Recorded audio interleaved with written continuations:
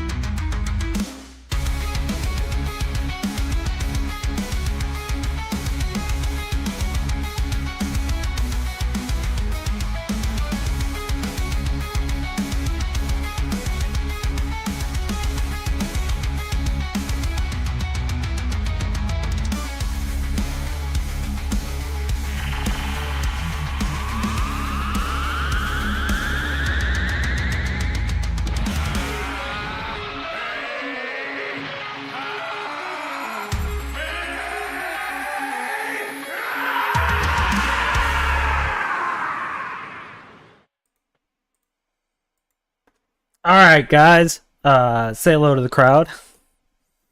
What's correct? Hello, crowd. Yeah, obviously these are our two debaters. We got Teriok at the top screen. No, it's Teriok. If you want to do a quick intro. Yeah, what's the crack? First of all, hail Prometheus. Second of all, I'm Teriak, the Irish Leprechaun. You can find me on YouTube. Kick, we just started a Kick account as well. We got Twitch. We got it all here. You know what I'm saying? I do philosophy. I do theology. I do debates. I do jokes. I do memes. I'm even on X as well. I actually got banned from X for, I think it was 12 hours yesterday because I made an Irish car bomb joke. But yeah, that's basically my life. That describes my life. All right, and we got Flow State, also known as the Powder Dusty. Flow State of the Powder Dusty. The Powder Dusty is the channel I use primarily now. You may have been banned from X, but I'm banned from eBay for life. So stop that. Yeah, that's all I got. Find me on YouTube. Although I also stream to Rumble. I also have an X and a little Discord, but really just find me on YouTube. Follow the Powder Dusty. And enjoy yourself. It's your mom's favorite show. A base. Let's go.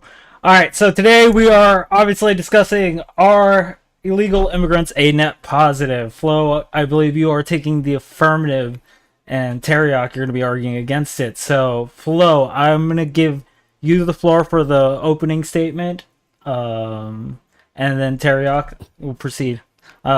Give about 5 minutes. I won't need that much, but so the crux of this is that, and of course the topic is a very broad statement, and not all illegal immigrants are going to be a positive. But on the whole, illegal immigration provides to the U.S. a massive supply of cheaper untaxed labor by evading taxes and harboring basically economies of scale, because illegal immigrants typically live in tighter living situations. They use fewer resources, right? You don't see a lot of illegals living in a 3-bedroom house and having a vehicle for every adult. This is a cheaper input into our economy, right? So if you look at every product or service as the sum of its inputs, labor is an input, and a cheaper labor input, both from comparative wealth between the countries, as well as from the fact that it is untaxed. That's a cost savings that ripples through all of the economy, really, and affects everybody in a way that we take for granted and don't recognize. I worked in concrete for several years, and I can tell you that there is a ton of infrastructure underneath the ground that carries away when you flush your toilet, when it rains, all that infrastructure. Just as an example, if we had to pay American workers American wages with American employment taxes, that would be a massive increase in cost to all of our bills that we would see no additional benefit from. But that is the primary benefit that I think that they serve the country. But in addition to that, I think that most people who are opposed to illegal immigration right now, especially the more vocal ones, their opposition culturally, it's the conservative right-leaning people. These are the same people who are complaining about a lack of God, a lack of family values, and to that end, the Hispanic immigrants in particular are very conservative. They're traditional. They're family oriented. A lot of them are Catholic. That should be a benefit. I mean, you would think that they would be welcoming that cultural influence that promotes family values. A little bit of machismo, right? There's still got gender roles in Hispanic culture. And final thing is that it's not so much an argument for illegal immigration as an argument against overreaching enforcement tactics like alligator Alcatraz. For instance, these things it's a very slippery slope, and it doesn't take a genius to see how one day it's just illegal immigrants, the next day it's who knows, whoever, right? That's the nature of giving government power, is that they will then use it to the max and seek more. So that sums up my intro. All right. Teriyaki. What you got? Yeah, Hornet, were you going to say something? Give us your 5-minute introduction to this topic. Yeah, so everybody can rewind my stream. I literally called exactly what Flo's arguments are going to be. So like I said, in terms of this whole thing of like, yeah, but like if we get them in, these illegal immigrants, like we can like pay them dirt wages and they'll accept it, is basically the same kind of argument that the slave traders made, where it's like, well, without the slaves, who's going to pick our crops? Without the immigrants, who's going to pick our crops? You know what I mean? It's the same fundamental argument that Flo's kind of like outlining here. This whole respect that it's like, if we actually had common decency for these people, would we not be better off, taking on the state mission of the likes of the UN and make sure that these people aren't in war-torn areas? Is that not a better way? Because if we're just allowing these people in, we're fixing the issue. We're not fixing the issue. We're essentially standing there with a bucket, throwing water off the side of a ship. Meanwhile, we could actually just fix the fucking hole in the ship. You know what I mean? So this whole concept of like, we just allow it in terms of the illegal immigration, like you're fundamentally underlying the whole premise of immigration, the actual formal process. Why is it a good idea to have immigration policies? Purely because you need to be able to understand. You need to know who exactly is coming into your country, because these could be people with nefarious, like we were talking about, like splinter cells or sleeper cells or whatever the fuck, with this whole like Iran conflict. But I mean, it's the same premise here. You don't know who the fuck's in the country. You don't know what's going on. And this whole kind of like notion as well, because this diverges then into the culture thing. Because, for example, if we fix the immigration policies so that Flo's cheap labor from Mexico could get an easy, let's say, work visa, and it was a lot easier for streamlined because they're able to prove stuff in terms of be able to work in tandem with their neighbors, with the Mexican government, and facilitate that. I'm all for that. I'm not anti-immigration. I'm anti-illegal immigration, because there's a reason why you need to make sure you understand who's coming into your country. Look at London. Look at Europe. Look at Paris. Like this whole notion that we can look at the bottom line, and technically, if we do all the taxes out and all this kind of shit and all the grants and all the way the complex blob works per se, that is the capital city, the whole kind of notion here is that it's like, okay, if it's just bottom line, then what happens when you start inviting in a culture where it's perfectly acceptable to have child marriage? What then? And Flo can paint the picture off in terms of like the Mexican, like that's the main thing. But we all know that in terms of global influx, it's not just Europe that's it's not just America that this is impacting. This is also Europe as well, in terms of like the North African region. But it's coming in terms of your border as well. All you have to do is just get a flight to Mexico, and then what? Then they're in your country. If we're to all like lackadaisical, say we don't even need immigration policies. We'll just allow illegal immigration. You need to make sure it's tracked for everyone's safety. You know what I mean? And this is not, and Flo does bring up a good point in terms of his final point in terms of government overreach. And I'm all for that as well. Like, I'm not particularly a fan where like basically the SWAT boys show up and then boom, he's in the back of the van and you just don't know where the fuck he's gone. You know what I mean?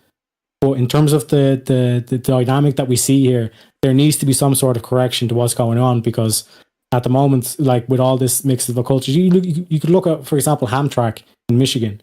It's a perfect example where a lot of the LGBTQ people were unhappy that the local council was all Christians and they had all these Christian ethics and all that silly nonsense. So they sided with the Muslims because that was a growing population. And to the point now where not only did they get the majority of the council, they got the full council, and now they've outlawed all pride flags in Hamtramck, Michigan. So they don't even get the extra shit they wanted, that they thought the Christian was oppressed them by. They get actually more oppressed. The pride flag's no longer being out to flown. And then you have also animal sacrifice was legislated as well for religious purposes. So if you have any religious events and you need to sacrifice an animal, Hamtramck is your place to go. You know what I mean?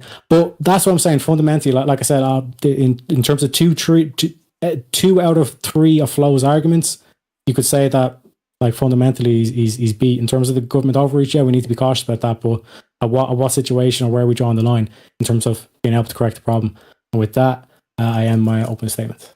All right. You can jump into the general discussion. A lot was said between both of you. I think a good starting point would probably be the cost-benefit analysis of like having these people in here would probably be a good starting point for both of you.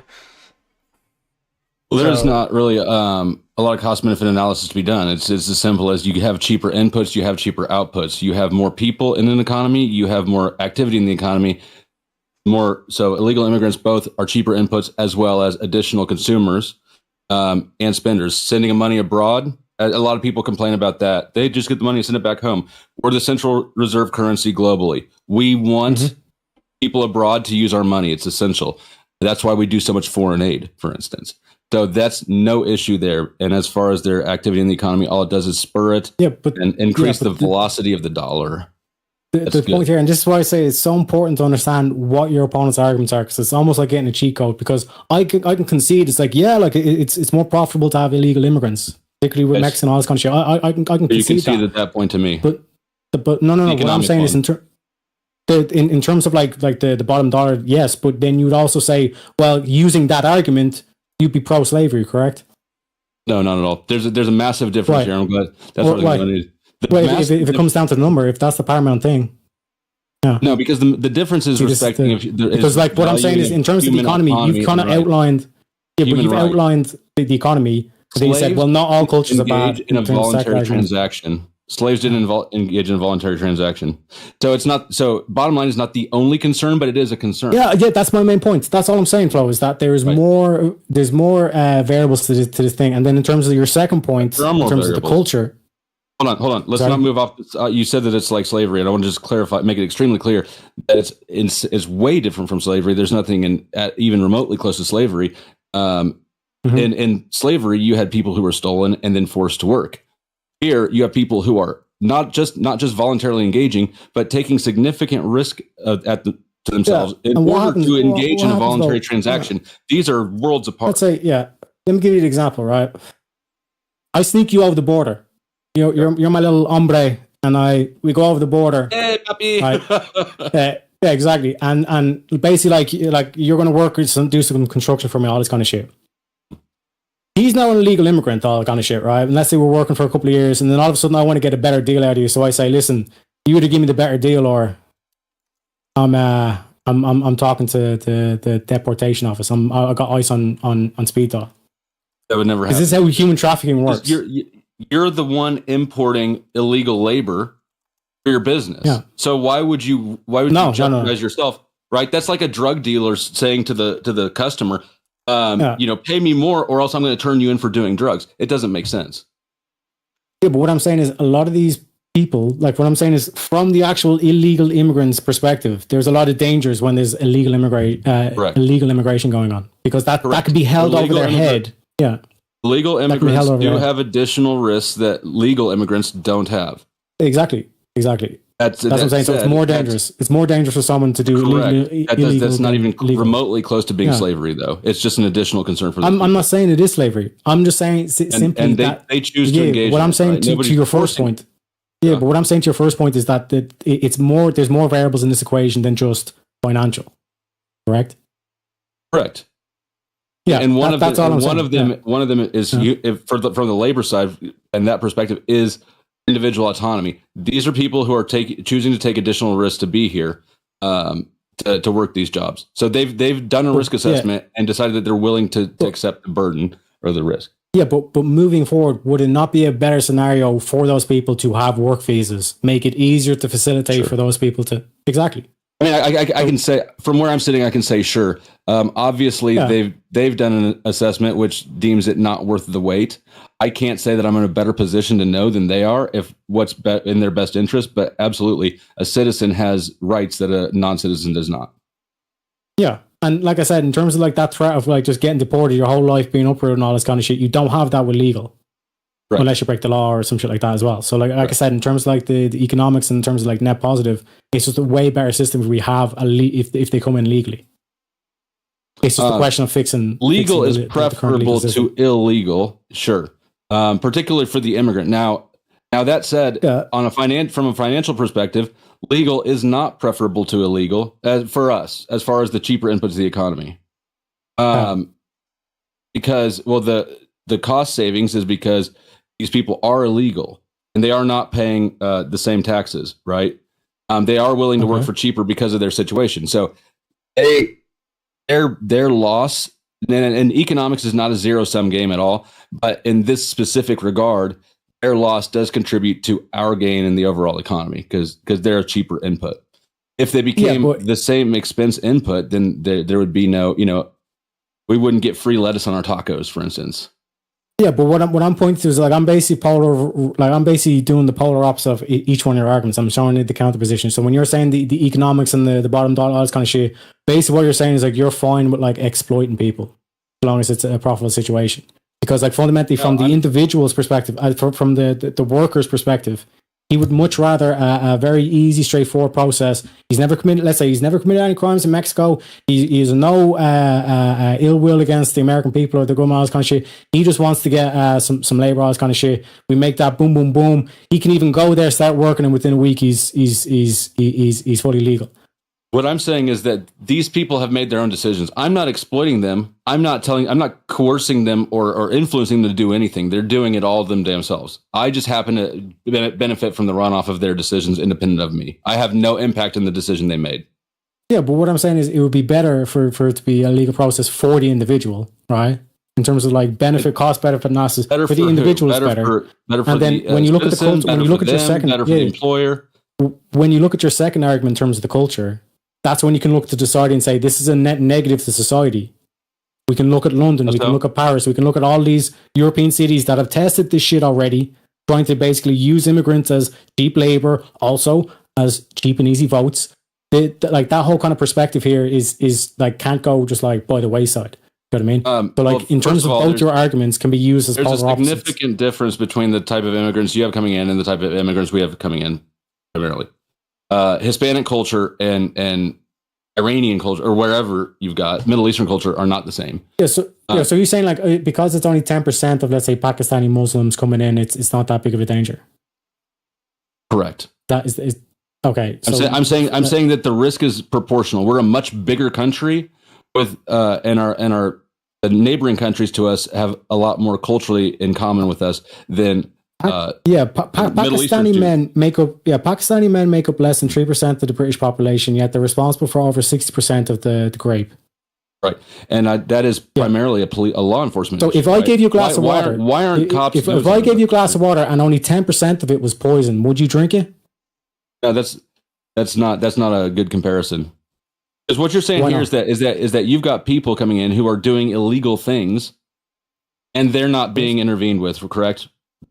Aren't the cops not intervening with the Browns? Yeah, because again, you went and you unchecked migration. You basically like reduced the enforcement down to where it's like, yeah, we technically have a policy, but it's not being enforced. So you can just come in.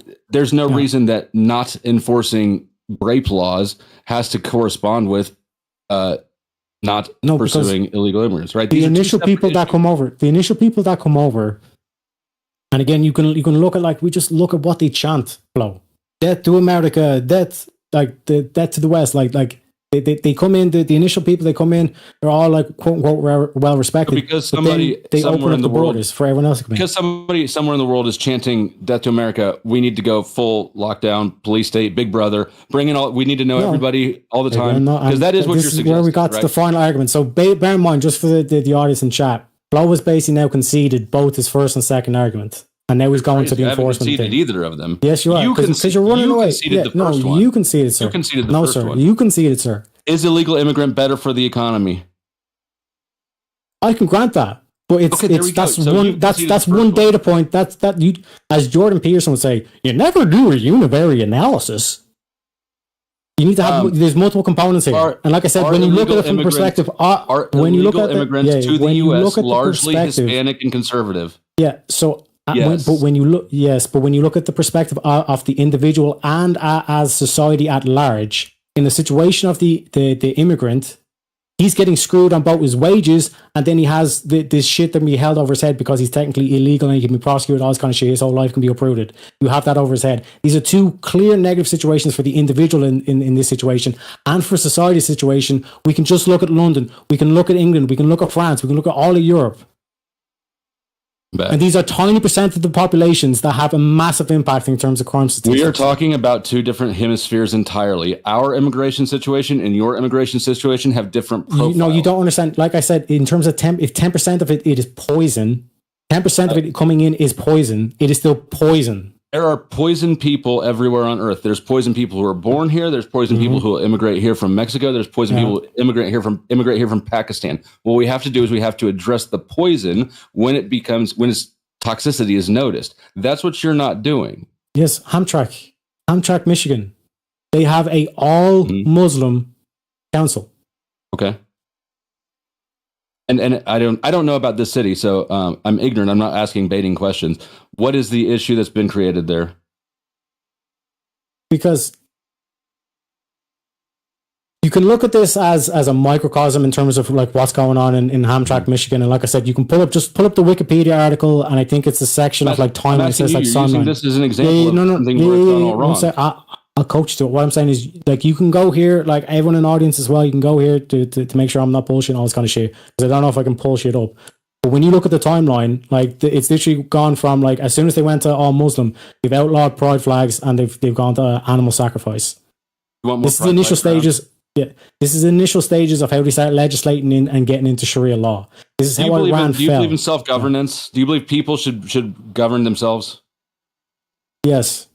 So if there is a large Muslim population that is governed locally by Muslim leaders, I don't see the issue with that. That's actually insane. That's actually very American. Now, outlawing pride flags, I won't miss them, but I don't know that I'm a huge fan of that.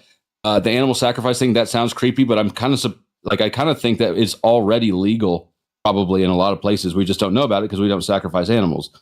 My point would be that you've got At what point there are several threats to consider when in the situation. One is from, like you said, outside influences coming in to relax immigration policy. But another one is government overreach and the Big Brother police state. Yes. So you've got to balance the final stage. And I can say that here in America, as long as I've lived here, which is 38 years, government overreach in police state is a much bigger threat than Paco coming over or Muhammad. Yeah, but you've had a police state for 70 years. 70? Yes. Is that what you said, 70? Yes. Okay. I would like, even if I can see that's the case, I would still like to see that situation pulled back, not expanded. 100%. But what I'm saying is like this whole situation where it's like technically in a police state, it's like if the FBI wanted to raid you and snatch you up, like they can do that regardless of any of the laws. And I don't prefer to expand those powers. Yes, and I'm 100% with you, brother, in terms of like rights and self-defense, all this kind of shit. America, like I said, in terms of the original vision and goal for America, I believe in that dream. You know what I mean? 100%. I mean, that's why I'm on all these American podcasts. This leprechaun, why is he on this? Do you know what I mean? But in terms of like when we're talking about illegal immigration, the likes of communism in terms of less so, but the communism is coming from within. But the outside source is Islam here. And when you let that unfettered, unchecked, that's dangerous shit that you're doing. And I don't think that we should concede our First Amendment freedom of religion, for instance, to a Muslim immigrant population. I don't think we should do that. Now, I don't think there's any good reason to think that we have done that or will do that. Again, is it possible? Is it conceivable? Yes, there's all sorts of conceivable threats, but the one in which we live under Sharia law in the U.S. is not nearly as likely to become a reality as the one under which we're living in a surveillance police state, which we kind of already are. And that motion needs to be stopped more than the motion of Islam.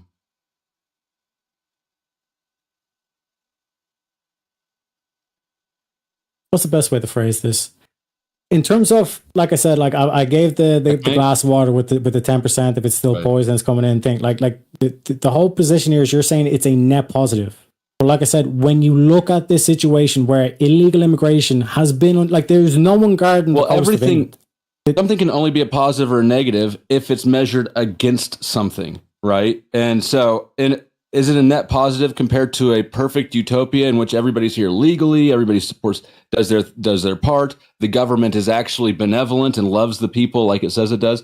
No, it's not a net positive compared to heaven, but it is a net positive compared to the alternative reality we're dealing with, which is alligator Alcatraz, ICE hitting schools, more police overreach. And I can tell you, again, as somebody who's lived here 38 years, I've had much more harm done to me personally by a police state than I have by any illegal immigrant.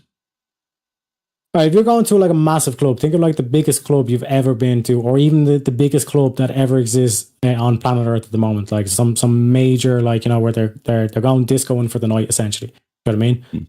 Would you want security guards there? Sure. That's the same principle. Would I? Yes, I understand. See, the reason that you keep there needs to be some sort of authority. The reason you keep using analogies is because you need to deviate. You need to demonstrate how fucked up the logic is. You need to have a derivative. I've done it for the first two arguments so far, and now I'm doing it for the third. Because in our actual reality, obviously, the police state is a way bigger threat to the U.S. citizen than an immigrant is. So you're making derivative examples like a club with security. No, I'm not saying we should have no borders. We should have no border laws. I am saying, though, that what we should not have is what we're having now. We should not have. No, but what you're saying is illegal immigration. Like when you say illegal immigration is a net positive, what you're saying de facto is we don't really need these immigration policies. That's what you're saying de facto. If I were saying that, it wouldn't be illegal immigration, would it? Yeah, that's what the whole like proponents of illegal immigration. It's like we're all technically immigrants. All this like bullshit notion of the whatever the fuck is coming out of the that's not my point. Yeah, I'm saying we should have borders. We should have immigration policies. We should have enforcement of the immigration laws. What we don't need is to expand the fuck out of them. We don't need to build. We don't need to build alligator. You don't need immigration policies. We don't need to build massive walls that are going to cost tons of money. And then walls work both ways. Yeah, even the Chinese built a wall. Like we can go and we can start quoting Robert Frost if we wanted that in terms of like walls make good fences, good neighbors. Yeah, but walls work both ways. Yeah, it's just as you can imagine a future in which the U.S. is Sharia. Maybe at that point in time we need to get the fuck out of here because it's Sharia, right? But now we can't because we built ourselves a wall to protect ourselves. The people done it, right? So there's, you got to look at all the options. Yes, but I'm not talking about putting a huge fucking dome, like in The Simpsons, where they put a huge fucking dome over America. I'm saying that like we need to have legal immigration. We need to check who the fuck these people are. Are they the people they say they are? What do you think should be done about illegal immigration now? Are you a fan of the rounding them all up? Are you a fan of shipping people out and then figuring out later? Are you fan what? Because I'm dealing with right now. Right now, our immigration enforcement is overreaching. It needs to be slowed way the fuck down. I'm not saying we shouldn't have any immigration policies at all. Dealing with where we're at. But what do you think would be the right move? Yeah, I just want to finish in terms of the last point. That like I said, in terms of the fact that if illegal immigration is a net positive, why do you have any immigration policy to begin with? Like that's basically your whole thing. If it's so great, then we shouldn't even need immigration policies. And like your whole thing is like, what do we do? What do we do about the illegal of illegal immigration is that it circumvents government, which is not a net positive, in my opinion. I mean, it might be, which is not an exclusive positive. Let me put it that way. Government also is a big issue economically, socially. There's a lot of problems with government. And so an offset to the fact that we're overtaxed as hell here is illegal immigrant. I like the fact that there's labor inputs that don't pay taxes. I don't feel robbed at all. I feel like I'm actually being given something back in the form of lower prices. Who's really robbing me is the government that actually says I have to pay X amount of my income or else I lose everything, go to prison. That's actually the robbery. It's not the immigrants. Yes, but when you have an enemy that is chanting death to the West, there you go. That's exactly the issue. Yeah, that's your starting point is an enemy. And I'm saying, as somebody who lives in this country and deals with these immigrants, they've never been enemies to me. All they do is feed me delicious Mexican food. The government, on the other hand, has kicked my front door in a few times. Yeah, the reason why this is such a danger is because these people chant death to the West and all this shit because Islam wants to conquer. You're already seeing it manifest in Europe. It's a more pacifist way of doing it, I'll admit. But in terms of like using your own government system against you, it's like the same thing that we're talking about here, Flo. You know what I mean? And realistically, when you look at the outside influence that already comes in financially from other countries, all this kind of shit, in terms of this whole thing of like, we just want to sit back and we just want to like everybody just keep it easy on the shit, you have to have borders for a reason. I agree. You have to have borders for a reason, and I think that our freedom of religion is a fantastic institution. This dystopia with like where we're all walled in. It's like realistically, like show me one more, like show me one less oppressed country than America. There's lots of them. There's the Freedom Index. We're about you're getting 15th. Walled into this oppression. We're about 15th, or we're not even in the top 10 on the Freedom Index. I don't remember what we're is, but yeah. So I'm not complaining that America's unfree. Well, I guess I am sort of. Yes, that's. What I am saying is that in the competing threats on the horizon, becoming a Sharia state is not one that I'm concerned about relatively. A much bigger one is government, an oppressive government, like communism, which we already have, and which the only way to address the only way to address one poison is by adding more of another poison. So in your water glass analogy, you're just saying, would you rather have, I don't know, would you rather have antifreeze or cyanide in your water? I'm saying, you know what? We've got enough cyanide. Let's dilute the cyanide some and just add a little more antifreeze because you're going to have one or the other. Yeah, what I'm pointing to is probably the best way to explain it. Like how did Iran fall, for example? Iran fell because the Islamists sided with the communists, and that's how they got to power. And then the Islamists wiped out every single communist, every single comrade. That? Yeah, exactly. CIA, and like I said, that's basically the ex SS.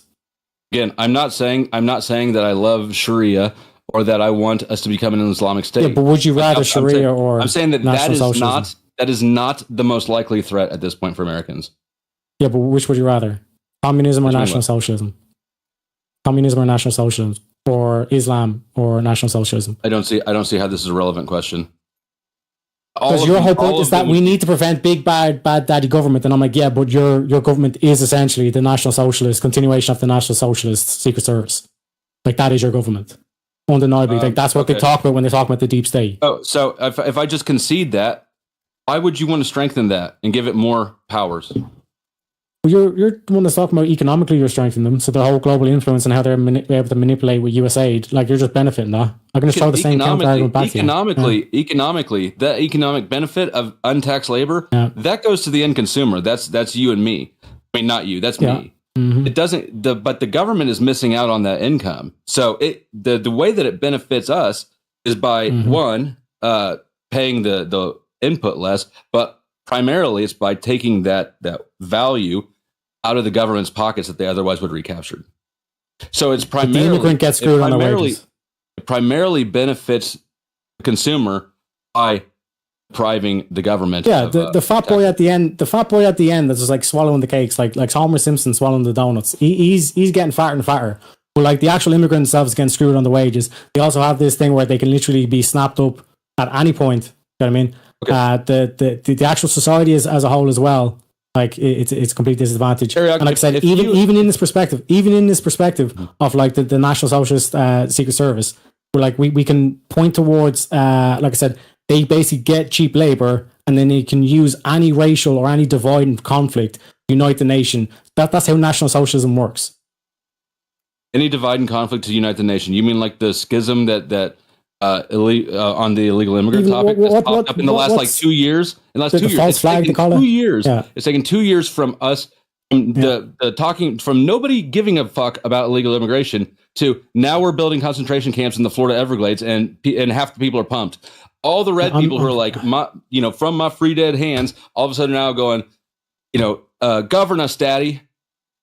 More surveillance. We need to know everybody in here. Perspective. That's a caricature. That's a straw man. That's not. That is a caricature. That is a caricature, but that is what's happening. And all the magtards who got betrayed on January 6th by Trump, still following along with him, still thinking that this dude's going to save them from this problem they just realized they had. Most people in America who are against illegal immigration have never had an issue with an illegal immigrant. Yeah, I haven't. I guess I'm not against it necessarily. But what I'm saying is this is a largely manufactured risk. It's scare tactics. It's being used to divide and conquer. It's the Hegelian. Do you know what the Hegelian dialectic is? Problem, reaction, solution. Yeah, it's a contrived issue. For example, would you concede that we can look at a society's philosophy and judge its morals based on that philosophy? I don't know what would our society's philosophy be like. I don't. So, for example, like Western to this whole thing of like the West has nothing in common. The West is built on Greek philosophy, Roman law, and Christian ethics. That's a unifying factor across all the West. Okay. And like just before, I was like, oh, like the atheists that get fucking spurred out because it's like Christian gets mentioned. We're just talking about the ethics. We're not actually talking about believing in God. We're just talking about the actual ethics system. I think the spur is related to the fact that it's not Christianity didn't create those ethics. But I wasn't going to make that a point.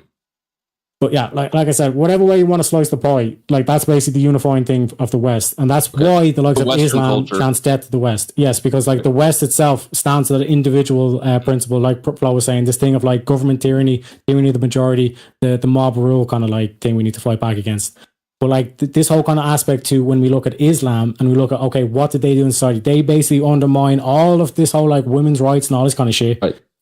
They condone child marriage. A lot of these, like, they're like 12-year-old girls. Which we have laws against, right? We have laws against that.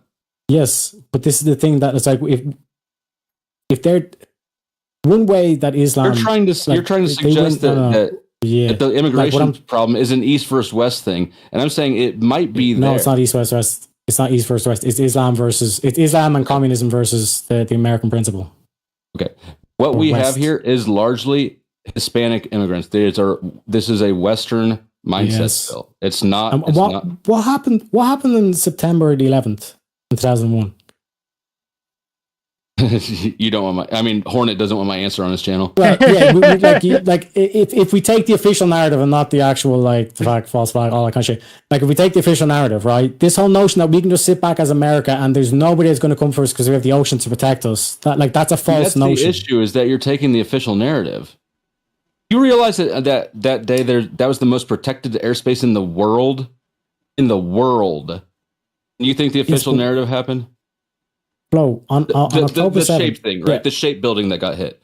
That's the most protected airspace in the world. The official narrative makes no sense at all. Yeah, okay. Anybody with half a Yeah, critical but what I'm thought. saying is, when you look at the October 7th, these people filmed what they done, and they showed us exactly what they are, because they call Israel the little Satan. They call America the big Satan. And they're already, like I said, look at London. 3% of the population are, like, less than 3% of the population are Pakistani men, but they're responsible for 60% of the grape. Okay, Terry, It's I like have a question for you on go that. Would you say? I think Flo's arguing from a majority position, and I feel like you're being a lot more hyper specific into certain things. Would you say that that's a majority issue, or or is this not a generalized thing, just like a specific detail that you would see within immigration being a problem, illegal immigration being a problem? This is why I started with the analogy of the glass. If it has 10% poison, are you going to drink it? Like, this whole notion that it's like, it might not be the majority, It's got but it can do enough damage. You know what I mean? That's why like, that's a bad at, analogy, because the alternative is not no poison. The alternative is a different kind of poison. Even because I can use this whole thing of like America, it's not the same situation. Yes, even in your situation, you wouldn't just say carte blanche, like, yeah, illegal immigration, it's actually net positive, so we'll just run with the risk. If it actually was a net positive, like, why would you bother enforcing the border? All this kind of shit. Yay, mi casa y tu casa, hombre. If we didn't enforce the border, then it would not be illegal immigration. The fact that it is illegal is what delivers the cost savings, right? That's the economic component. The illegality of it is specifically the economic benefit. Now, if you want to talk about the cultural benefit, no, that's a different thing. That's the same either way. And if you want to talk about the lack of government overreach, I suppose that would be it would be better off to not enforce it, really. But I don't think that benefit offsets the risk that it proposes. Everything is striking a balance, right? Nothing is all black and white. Everything is shades of gray. But that's why I point to, if it was such a net positive, then why would we have any immigration policies? If all the shit just balances out. I literally just went through the points and said and explained the balance between them in my mind, and you're still asking me the same black and white question. I don't know if you didn't listen to me. I'm not. What I'm saying is, like, in terms of your position, right? Right. Let's you're de swap facto it around. saying that it's a net positive. Why don't I ask you a similar question? Just flip it around. Okay. If immigrants are bad, why don't we just kill them all? All problems come from humans, right? So if we get rid of the humans, we get rid of the problems. Because we don't do, unfortunately, well, no, that's a joke. Like, in terms of thought crimes, we can't persecute people for thought crimes. Why not? If they don't have thoughts, then they can't have bad thoughts, and then we can't have problems. No, again, like I said, like, this whole thing about the thought thing, I wish the thing we could just put into legislation, ban Islam and communism. But, like, it's the same thing of trying to ban pornography. It'll just morph into something else. Yeah. Like a shidderel snake, as they say. Prohibition laws are not really very good at prohibiting things. It actually just sort of, in a way, like the war on drugs, creates a legal economy, the enforcement, that depends on the illegal activity, drugs. Right. So, anyways, I don't remember where I was going to land it. But anyways, my point in asking you, why don't we just them all, is not because I think that that's a good idea, but because I want to illustrate that whatever the proposal is going to be, it has to be a balance. And so when you ask these extreme, like, lopsided black and white questions, it's not illustrative of reality. Yeah, but I'm not talking about murdering these people. I'm talking about literally just returning them from whence. But why not? If it gets rid of why would we let them live if they're just going to create a problem? That's my point. And even in my scenario, I'm as willing to say, it's like, if there are these people that you say, like, these good immigrants and all this kind of stuff, it's like, yes, let's just facilitate them getting in easier, okay. And then these bad immigrants, we make it more difficult.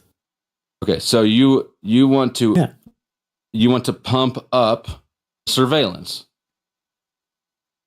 How is the surveillance? Don't we need to know who's here? Yes. And that includes surveillance, right? We need more surveillance. No, it could literally just be transferring government records internationally. It's literally about nations working together. That's all it require. Right. So increased international surveillance. And so, in order to ensure that surveillance is thorough, right, we would need more surveillance. Ensure the So you're surveillance. putting a lot of weight on that surveillance. You're putting a lot of weight on surveillance here. That's all that it is. That's all that you're saying we need more of is surveillance. We need to know I'm not who's saying, here. So that no, I'm not saying more. I've actually said, and this is what I'm saying. It's a straw man. I've actually argued that we should reduce the limitations currently in terms of like the immigration, in terms of, for example, what Flo was particularly talking about, like the Latino population of Mexico, because there is already a lot of mix in terms of that culturally, all this kind of stuff, same vibe, and in terms of like the situation, it makes it a lot easier, and they don't have this whole, my whole life can be uprooted at any minute kind of thing dawning over their head, or any debt they would have incurred from actually being transported. They choose to have it over their head. Yeah. They're making these choices. I'm not incentivizing them. I'm not coercing them. They're making this decision on their own. But if it's a net positive, like I've explained, for the individual, the actual immigrant, and for society at large, it's not a benefit. It's not a net positive. That's a pretty bold claim for somebody. Like I don't know how you can make that claim when every day people on both sides of that equation are making the decision to engage in it. If it were so obviously a net negative for them, then they wouldn't engage in it, right? No, because people can be forced into undesirable outcomes. Thank you. Like, yes, for example, if I had you strapped to a chair, right, and there was a wall sitting there, wait, and there was a nice like velvet. Real quick, we're pulling in one of the judges. I'll be moving Which one? in. Ghosty is moving in to ask a question. Hey, Ghosty. Okay, so, I would like to ask a question about, I guess, to both of you. So, first to Teriak, you keep bringing up Islam. So, is there any other culture that you are worried about infecting America's culture and our legal system, or is it mainly just Islam? And to Flo, is there a point where if there were enough, if a certain like percentage of Muslims maybe entered the country where they were starting to change state laws, or enough counties and stuff where you is there a turning point where you would be against immigration? That's my question for both of you. Do you want to go first? Or, yeah. So, in terms of the dynamic, like with Islam, it's not necessarily a culture per se.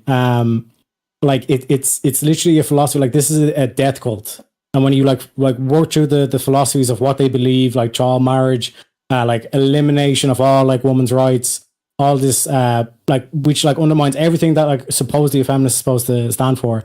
Like, that's, for example, an ideology that you don't want to see manifest in your country. As bad as, let's say, the MAGA dad who posts memes online and triggers you is bad. Having a whole community to deal with, because Islam is more like, Islam means submission. They're more than happy to conquer by sword. I understand and that, use your own empathy against you.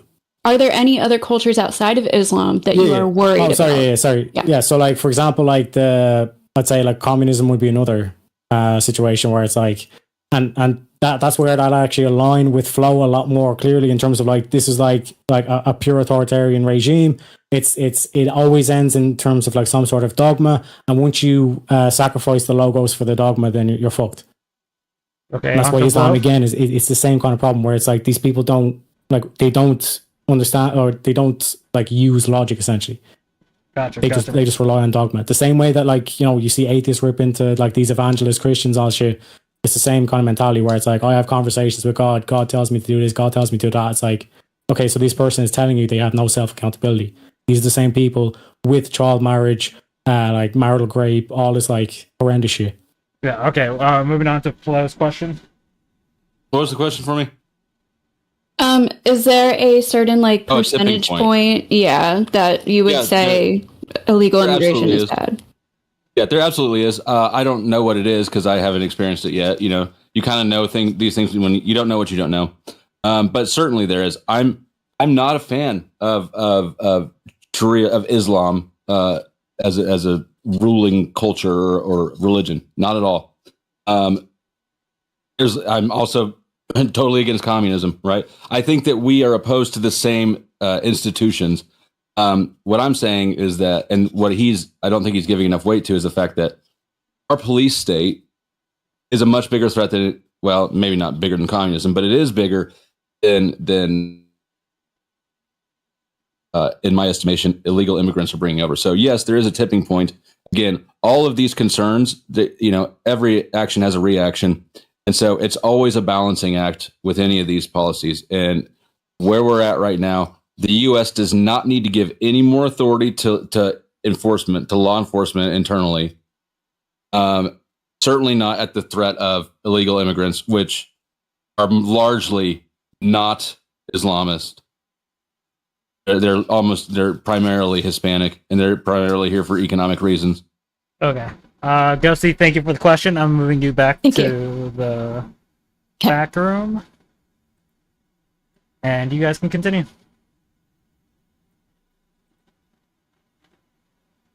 Yeah, I think I don't know that. What else is there? Yeah, sorry, I was muted. But yeah, like the reason why it's so important to bring up communism and Islam is because when you look at the surrounding culture, right? So for example, like a lot of people won't like me saying this, but America is essentially a national socialist system, and you could argue it's been that way since. I would not even disagree with that. Yeah, so basically what you have coming to a fore, that's why it's all this shit's been stirring up in Ukraine and Israel, this kind of shit. You basically have this war that's basically going on where you have National Socialism again on the stage versus communism, but communism is somehow merged into Islam. Yeah, well, I mean, they've got the common war, joint enemy, right? They've got a joint enemy.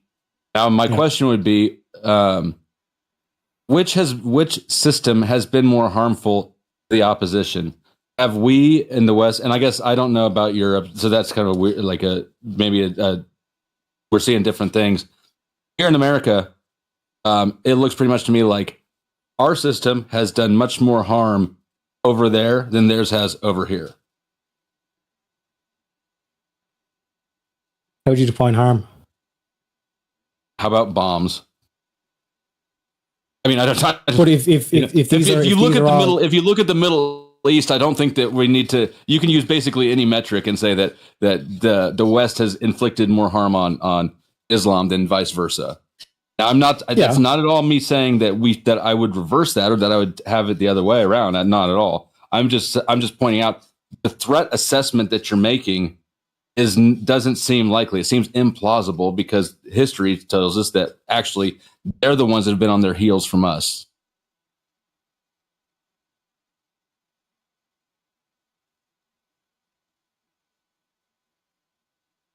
I agree with the point where it's America is Big Daddy, and what America says goes for a reason, because I just point to the UFO phenomenon and say military technology, and all of a sudden shit starts making sense.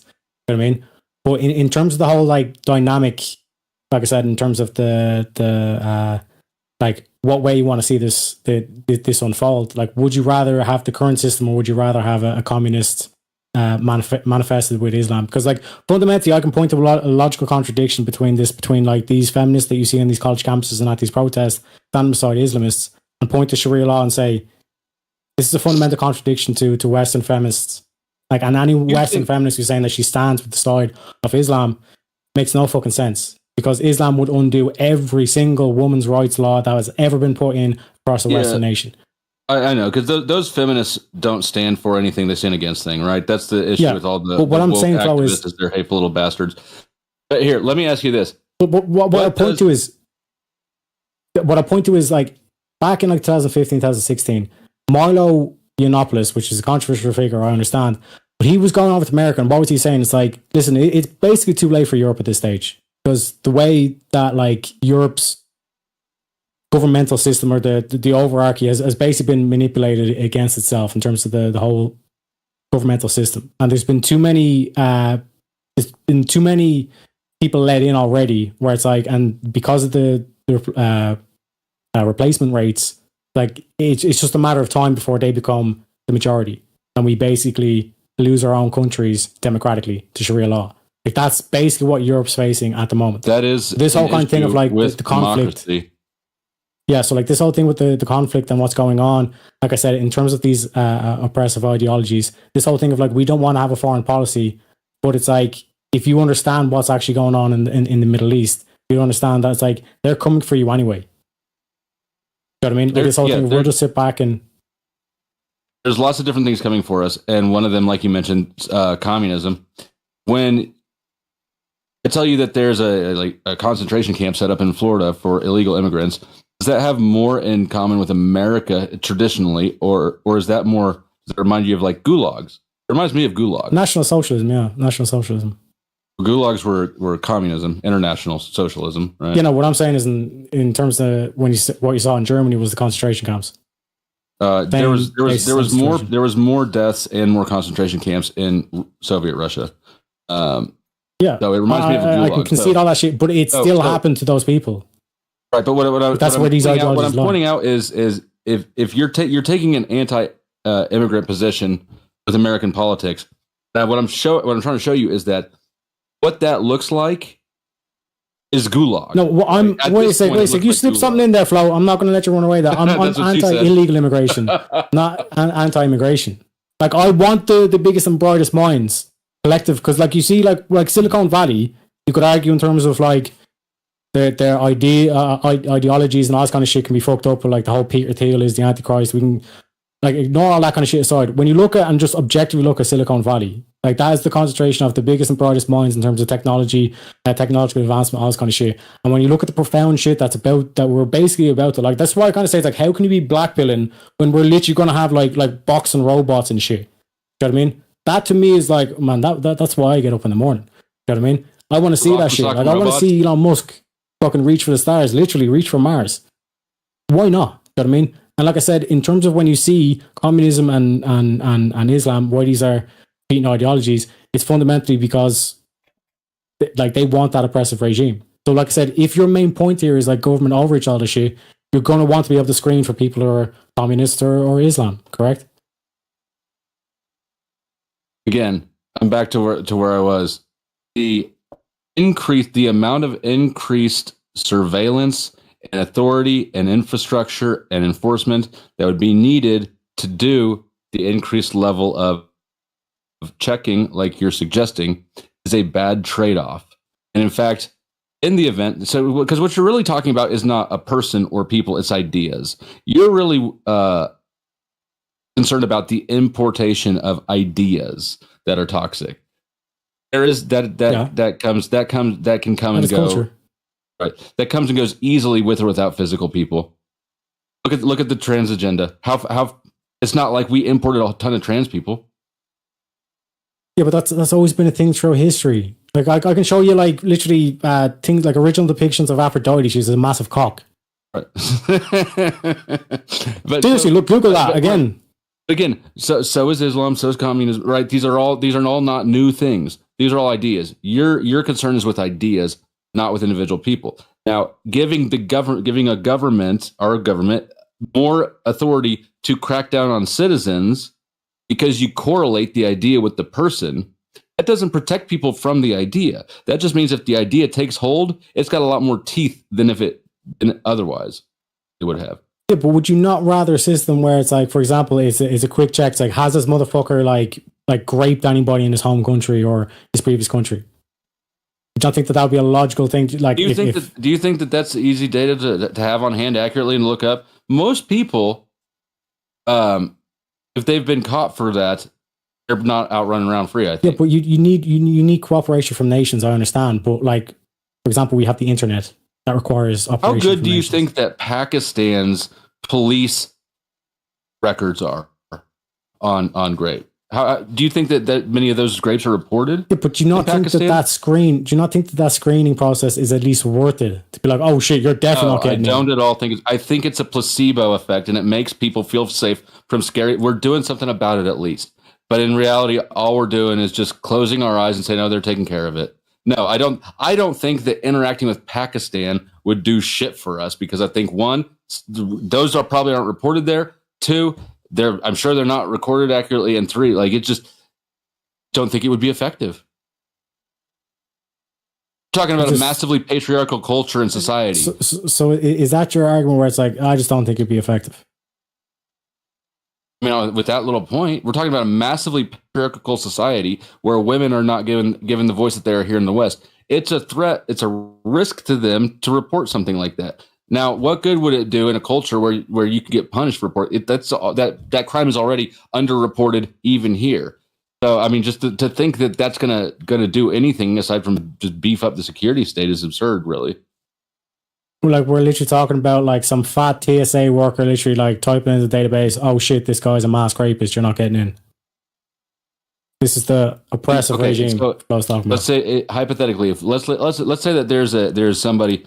Well, if you're going, wait, just real quick. If you're going through TSA, I think that'd be legal. Yeah, I mean that's exactly right. If we, but he's talking to like that the fact that we have an immigration system in place is oppressive. If that guy is going to get turned away at TSA, he's going to then try to sneak in a different way, right? So all we're doing is increasing the surveillance state. Still, if you have checks through the official methods, he's going to circumvent them. Yes. So the only way then to stop that guy is to expand the surveillance state. Yes, and I understand that argument, but this is the whole reason why we went off on the whole thing of like, when you really look at like the CIA, it's really, like the Secret Service, just the 2.0. Like the reason why I went through that is like, and I point towards this war that's about to happen, is that like there's nothing that we can fucking do about this to prevent this war from happening. It's going to happen. You know what I mean? But fundamentally, when you look at like the two sides, you can side with Kronos and lose, or you can side with Zeus and win, and then from within the system undermine it. I don't know which two sides you're referring to, but I think that Kronos would be the communists and Islam, and then Zeus would be National Socialism, which is the what nature America of is. humanity is that there's always cycles and sides, right? That just is part of living. So yes. the correct way to address that is not to try to make it so that there's not, it's not to try to think you're ever going to wipe out the opposing view entirely and eradicate it. Is to find the balance between the risk, because, like I said, solving one problem creates another risk, and there's no way around that. But when we go back to this risk, what we're talking about is like some dude in an airport double checking the passport that's been shown.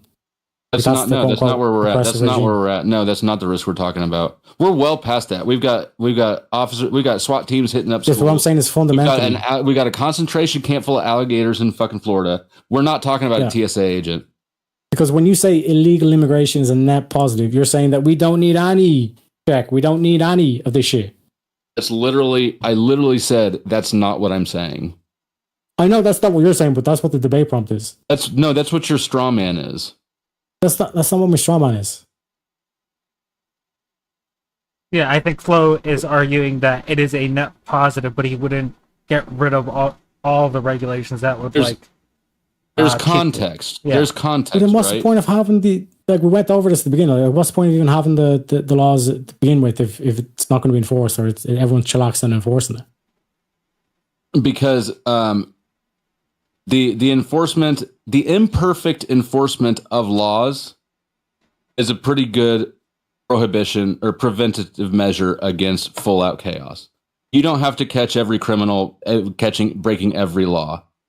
To have laws as in their entirety be effective. Yeah. So would you say that immigration policies are a net benefit to society?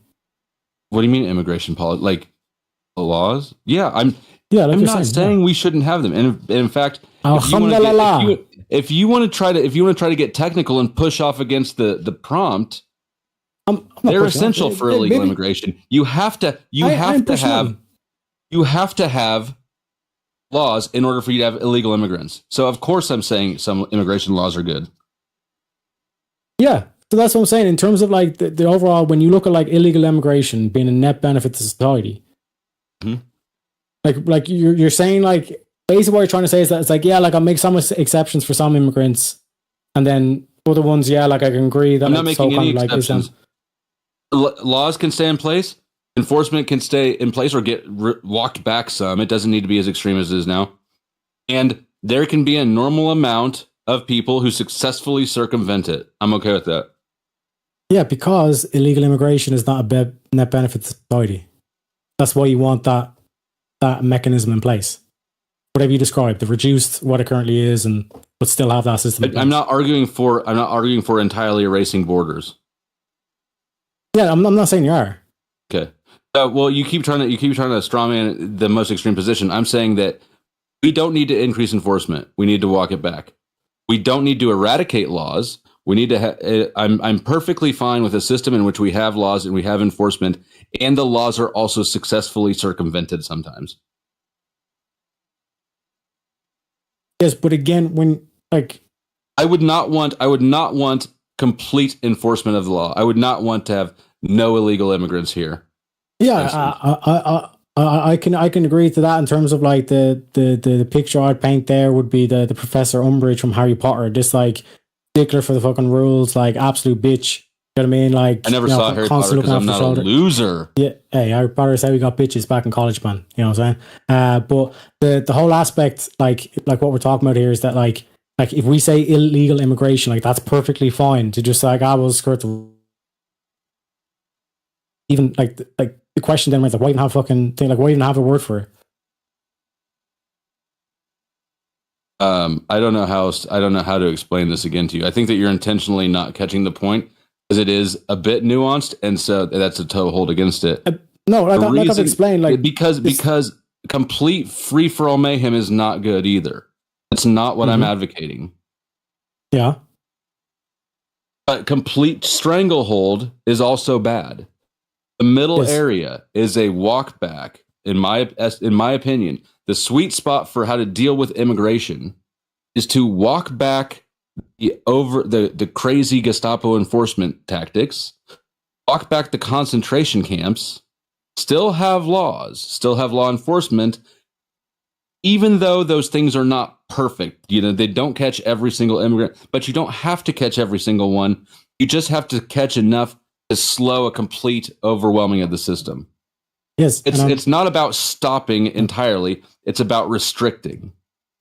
Yes, and that was tried in Europe, and like I said, that the meme is it's not London anymore. It looks like it wasn't tried in Europe. Like this whole notion where it's like, well, illegal immigration, we don't really need to enforce it that much, all this kind of shit. And like I said, there's no one protecting England at the moment. Like there's no Coast Guard on this shit. It's just boat dinghies arriving on the beach.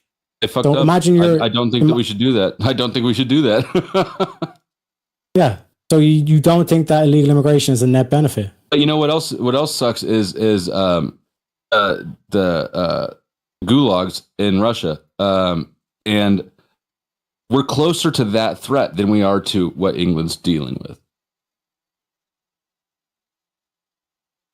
So I'm choosing to address a bigger threat at the expense of a smaller threat. Yeah, you're trying to say like oppressive government and all this stuff, but what I'm saying is that like this whole dynamic is that like you can see that it's like, yeah, we need some sort of laws in place, and like particularly that what happened in terms of Europe. But if it really was a net benefit, for example, right?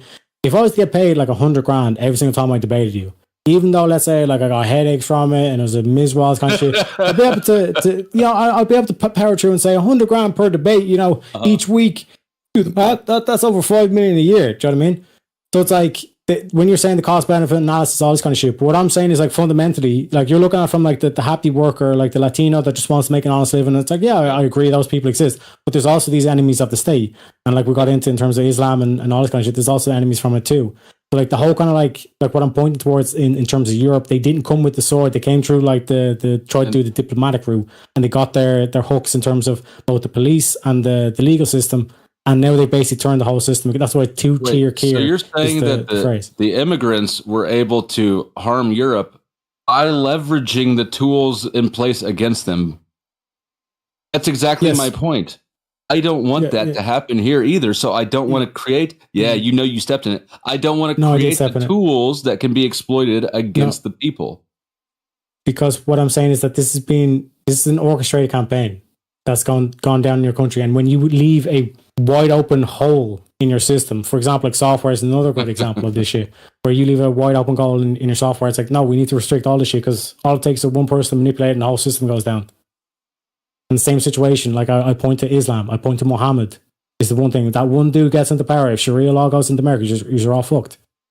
Yeah, and so And like I said, even this whole point that they're manipulating your system. Talking about preventing an idea from having the power over the people. Yes, that is counterintuitive to the country. Right. I think that's a good objective. Yeah. The best way to do that is not to prevent people that you associate with the idea. The best way to do it is to not give the tools, so that, because there's all sorts of different crazy people that I don't want in power. I don't want communists in power. I don't want like woke weirdos in power. I don't want. But either way, Islam in power. what I'm pointing out is there's always going to be a big daddy government. Yeah. System. Yeah. If they don't have the knife, they can't poke me with it. Yes, but what I'm saying, Flo, is that either way, there's going to be a big daddy government in no matter what system we're talking about. So even if Islam does take all those that I disagree. You've just tapped out and accepted that daddy government's going to. It's nuance. It's nuance. Like you said, nuance. I'm going to bring it around. The whole aspect where you're talking about the like Islam taking over, you're against communism, all this kind of shit. What I'm trying to fundamentally point towards is that you're leaving a hole in you're saying that you should leave a hole in your system, or it's perfectly fine to have a hole in your system, even though this can be exploited by foreign forces. There are holes in every system. Yes. That doesn't mean that those holes. That doesn't mean that those holes are net benefits. So, what I would say is that if you try to close up all the holes and you have a bulletproof system, you will get somebody bad in charge of that system. The nature of politics is that power-hungry people pursue it. Yes, but we don't want to make the infrastructure at all for them to take a hold of. It will fall into bad hands. Yeah, but what you're saying is that there's already this fucked up big daddy government, right? This authority figure. And what you're saying is we should make it easier for another culture to come in and supplant that and still have the fucked up culture. What I'm saying is we should take the teeth out of that system. One, so that that system can't be fucked up against us. And two, so that if somehow these people do get in, they don't have anything to leverage. All right. We have another interjection point being used at the moment. Let me bring Ghosty up. Okay. So, can you hear me? Yeah. Mm-hmm. Okay. Hey, I'm sorry. So you guys were starting to get to this, but you kind of like steered away from it. So I'm curious what you both think. If you could explain like the negatives / benefits for what is Trump's current administration doing, like with Alligator Alcatraz? Like, Taria, can you explain what good you think is coming out of that? And Flow State, explain what bad is coming out from what the Trump administration is doing. I went first last time. Do you want to go first, though? Yeah. You can take me down if you want. Okay. Yeah. Thank you. So the bad is that it's enforcement arms of the government treating people in inhumane ways. I do believe that if we're going to snatch somebody up and remove their freedom, right? If they become a ward of the state against their will, especially, then the state that is now given themselves charge of that person has an obligation to, I don't know, make sure they don't die of malaria while getting chewed on by an alligator, right? And the fact that at this concentration camp, which is what it is the cruelty aspect of it is being highlighted as a positive, is a whole ass bad attitude for people to be latching onto, because all that they had to do, it's about the psychology of the population. If you warm the majority of the population up to the idea of being cruel to people who are alleged to have done something wrong, even something as small as just being here without the right paperwork, and from there it's a very easy next step to, I don't know, Jays are running banks, or wherever you want to go with it. Yeah, we already in our system, I've been there, mates, and defendants get their rights stomped all over constantly by enforcement agencies. They have too much power right now. The system is too big right now, our law enforcement system. We have too many laws, too much law enforcement. It's a whole ass industry that thrives off having crime to prosecute. So we don't want to expand that system, or else you're going to have a scenario. We already do in many places have a scenario where the the need for the demand for crime from the law enforcement, from the criminal justice industry, is a bigger issue than the crime itself that they're supposed to be fighting. And Teriyaki, the positive. Yeah, so in terms of the positive, it basically serves as a deterrent to the whole idea of a noble lie. That if you like dramatize it in the news and all this kind of shit, that it would deter people from going or trying to cross over illegally. Like I said, in terms of this whole dynamic as well, if this was asked in terms of like, oh, like if people think that like I'm all like for Trump and all this shit, I'd never criticize Trump. Like I think Trump completely fucked up the situation in Iran. I think there was a chance there for Iran to haul ass essentially and actually do the revolt. But now the fact that it's been delayed, he's completely fucked it. In my opinion, at least. Maybe that, like I said, he's playing 4D chess and all this kind of shit. But it's very difficult to tell with Trump if it's just ego or if it's actually like a plan or a strat or whatever. But like I said, like fundamentally, I could go into a whole fucking like rant about that. But in terms of like net positives, yeah, sure, there can be like things where they fuck up in terms of like going like too lethal, all this kind of shit. Like I said, I'm not on that thing of like big daddy government, all this kind of shit. What I'm saying is that when you already have a system in place where it is this big daddy government looking at the people that are coming in and more in particular outpopulating you in terms of birth rates, the fact that these people share a similar ideology where it's like, no, we want big daddy government, as well as your college students who are like chanting for intifada and like going down the same lines and the same path. And it's this whole notion of like destruction of the West because of like because the America is the top daddy. But like I said, fundamentally, do you want America to fall to Islam and communism, or going to get on top of your shit, make sure you're tightening up the borders in terms of like who's coming in? Like I said, I have no issue reducing the requirements in terms of the Latino community, particularly along the southern border for work visas, all this kind of stuff. I'm not against that whatsoever. I'm not against immigration. I'm against illegal immigration. Like I said, this whole thing of like illegal immigration, you have to be okay with these people not being vetted, not being checked. Which, like I said, we see the devastation in Europe already manifest. The issue, the too much enforcement is an issue that is avoidable for the illegal immigrants. It is not something that is avoidable for the citizens. If we empower these institutions, I mean, hell, ICE already has a bigger budget than Israel's entire military budget, right? If we enable these agencies to have way too much enforcement authority, it's an internal system. That will be our problem forever until it's disbanded. That won't be used against the illegal immigrants who decide, you know what, it might not be worth it. But now we're stuck with that. We've gotten rid of, the people who run the taco stand in favor of Gestapo. It's just a terrible trade-off. It's just objective, obviously a terrible trade-off.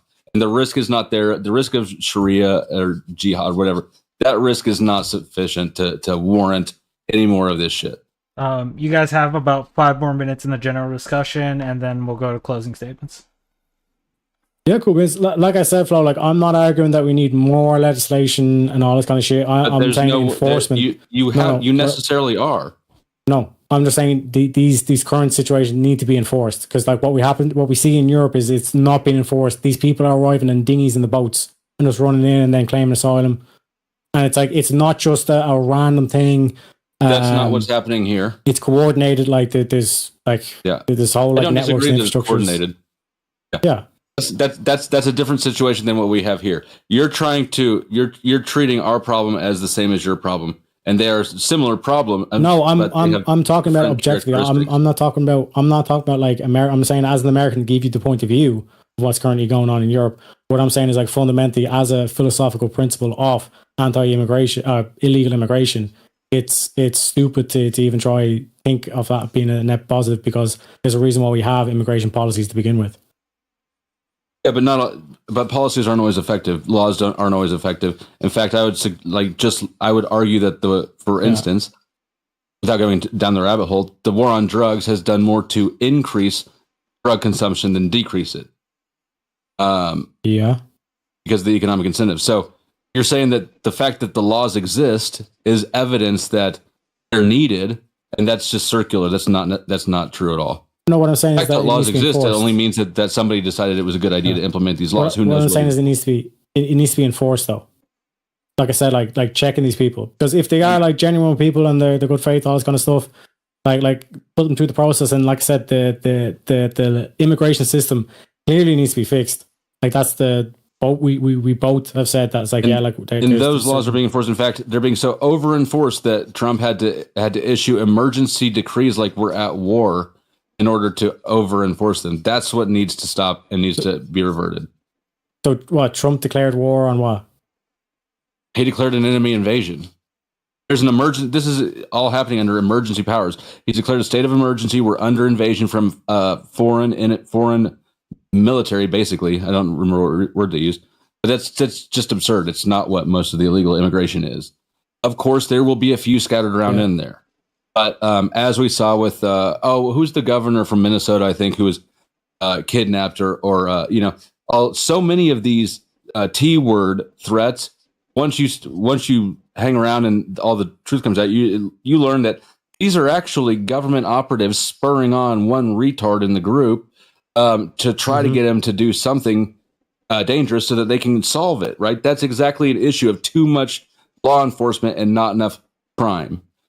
We don't need to incentivize more of that. Yeah.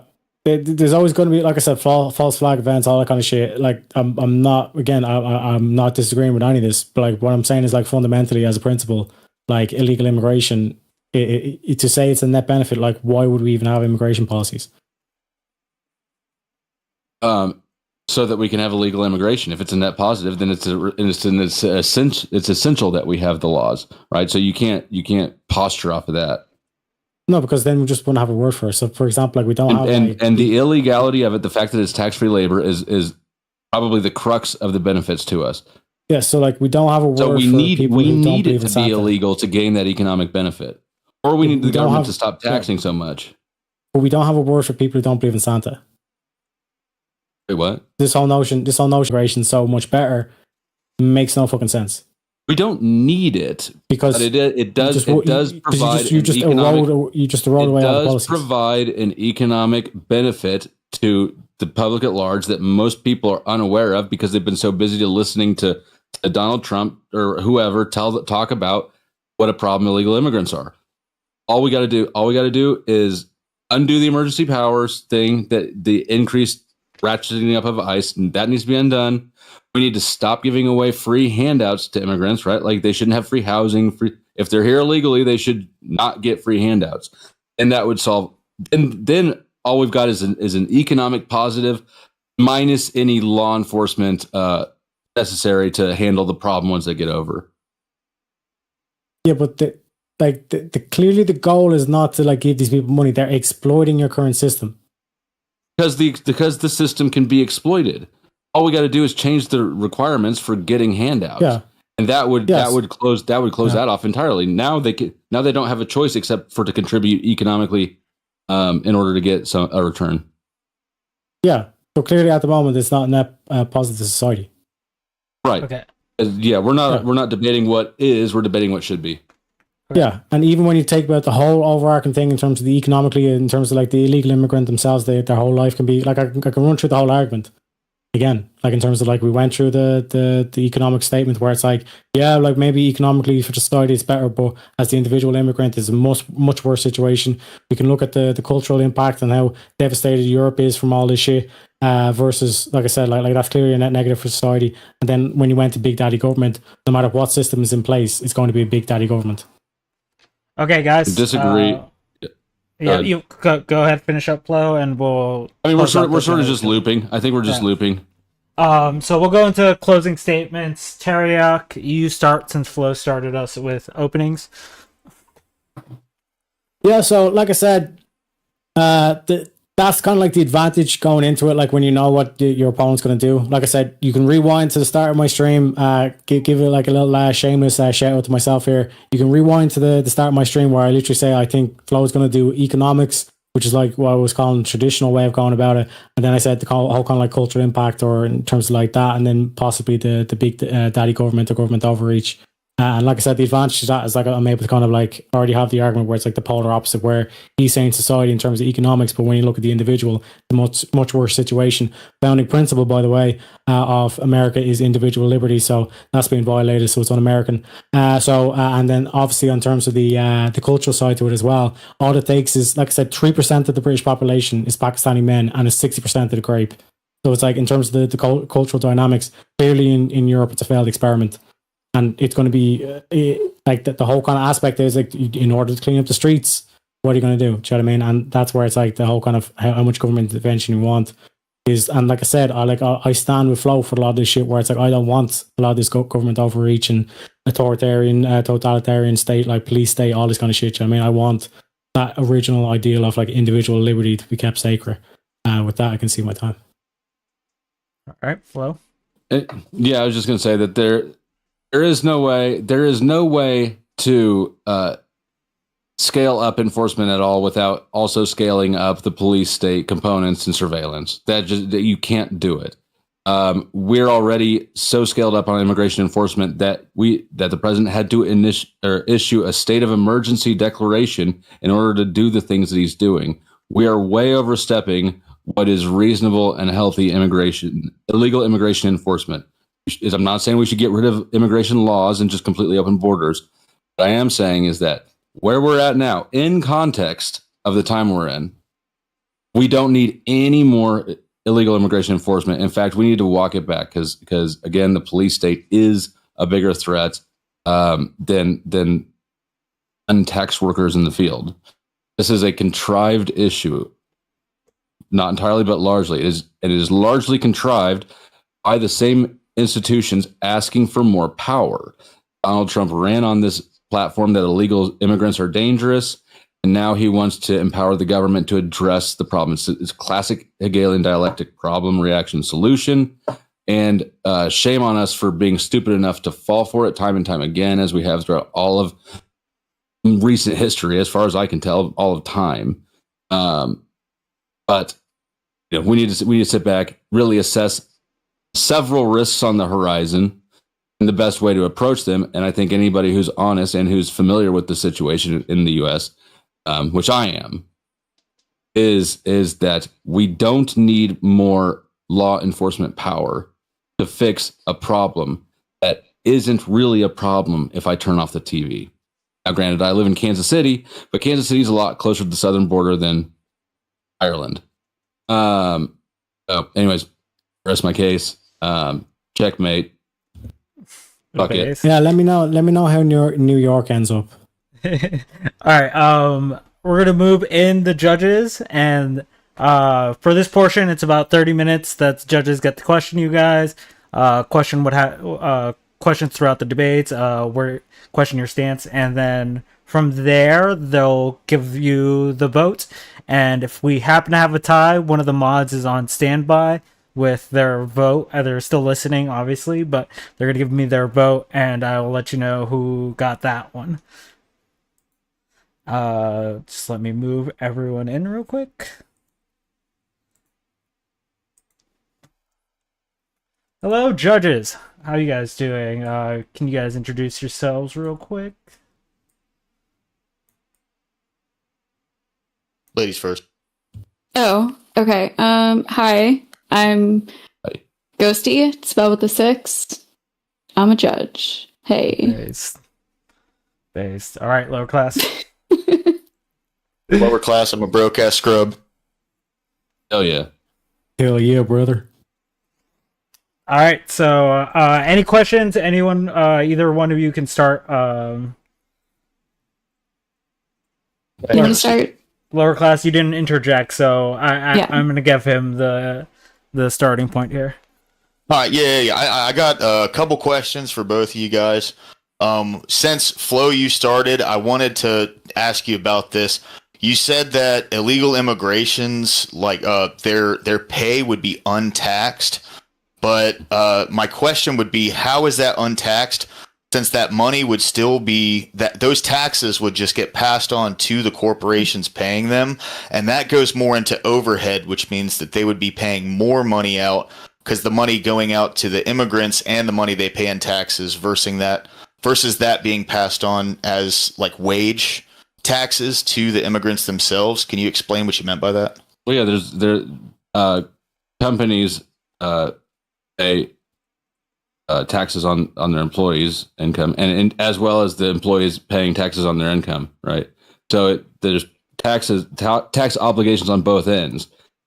But if on paper I have 5 employees instead of 10 employees, and as an employer I'm paying less Social Security tax, and the employee also is not paying Social Security tax, for instance, just choosing one tax. Employee is also not paying that tax, and so their bottom line, we can achieve the same bottom line at less expense to me, right? So it works on both ends. There isn't the same amount of tax obligation being generated with illegal immigrants. Okay. It goes to you going next. Is that you, or do I ask another one? Well, you guys. Yeah, you figure can keep it out, going. yeah. I'll chime in when I think of something. Teriak, you said something that was kind of weird to me, man. I'm not gonna lie. And then you guys both kind of contradicted your statements after this. So I'll get into that after I ask this question. So you said that the United States has been a police state for 70 years. Can you please demonstrate how that's... National Socialist. So in 1945, after the war, Operation Paperclip, they basically the Soviets and America split the scientists. So all the Nazi technology, not just the physicists, but like the behavioral scientists and all this kind of shit. So when you look at like all the shit that went on in America, basically MK Ultra, all the shit, they just continued on the research that they were doing in the concentration camps, and even worse, they done it on kids. And in MK Ultra specifically, it was unwilling, unconsensual testing that like they were giving them like fucking LSD shit and all the stuff. That's why you're seeing the whole radicalized shit that went down in Hollywood, Charlie Manson. Follow on from that, in 1947, after they finished importing in all the I don't know if I can use the word, but Yahtzee scientists and the intellect and all the shit, essentially the National Securities Act gets passed, which, funnily enough, changes the Department of War to the Department of Defense. A nice little propaganda switch there, which should tell you exactly who you're dealing with. And then, like I said, in terms of the National Security Agency, CIA, the whole basically mechanism for the deep, what Alex Jones has highlighted as the deep state, that basically gets formulated in 1947. And since then, you've basically been ruled by a National Socialist policy, because even as a modern day National Socialist, if I was a Yahtzee, America's the perfect government, because all I have to do is, as soon as it gets down to the 2 final candidates, I buy them both off. And I have my nationalist policies if I want the Republican in, and I have my socialist policies if I want my Democrat in. That's like a good argument for reducing the size of government accessible to bad actors. Yes, So- Zeus must be crowned nose before you go to this. Is why I say read Prometheus. Sorry, go ahead, Localas. Yeah. So what it sounded like when Flo, you responded to that statement that we've been a police state for 70 years. It sounded like you disagreed with that. And like, I'm with you on that. I don't think America has been a police state for 70 years. But then the thing that really blew my mind was almost immediately after that, it seemed like both of you guys kind of contradicted your initial opinions, where it went from that rhetoric to then Teriak was talking about how we're one of the freest countries or the least oppressed, let's put it that way, in the world. And then Flo, it seemed like you were actually talking more about how we're not even in the top whatever list of the Freedom Index. So can you both kind of explain that contradiction and where your mind's at on those? So what I'm saying is that in this National Social system, like, you are less oppressed than, for example, communist China or some sort of nation under the thumb of Islam. That's what I'm saying. It's like less oppressed. It's still a police state, like Flower points out, but it's less oppressive in terms of these other regimes. I didn't necessarily disagree with it. I just I was surprised by the claim, and I just accepted it to move on. I wasn't agreeing nor disagreeing. I see. It's that claim itself is sort of a hyperbolic opinion statement, right? So I don't actually disagree very much with his opinion on it, and I chose not to argue it, but it did catch me off guard. Okay, so I got a few of them here. Okay. Flo, my next question here is for you. All right. Please make the distinction between Alligator Alcatraz and any other like illegal immigrant detention facility, aside from obviously its location. The method of keeping people within the confines of the camp. My understanding of Alligator Alcatraz is that alligators, pythons, and dangerous swamps are a key feature instead of fences, which are much more humane than an alligator, right? So that would be one big aspect. Another is my understanding is that most people will be in tents, not even in facilities. In the Florida Everglades, that can be pretty freaking uncomfortable, possibly even cruel or unusual compared to how other inmates are housed. And finally, I take big issue with the way that it is being presented by politicians and the media, which is, oh, yay, look how much it's going to suck for these people, right? It's a malicious, cruel method of marketing, if you will, it to the population. And I think that rhetoric is absolutely a step in the wrong direction, and something that you don't want to see from people in positions of power. If you're somebody who's not in a position of power, which I think applies to all of us.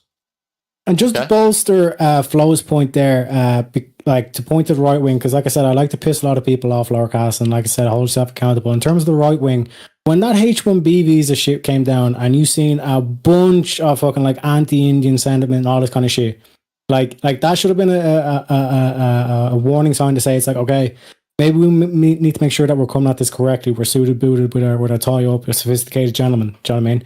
So like, coming at it from this perspective, it's like that's why I say, like, in terms of like Flo's arrangement, it's like it is a police state.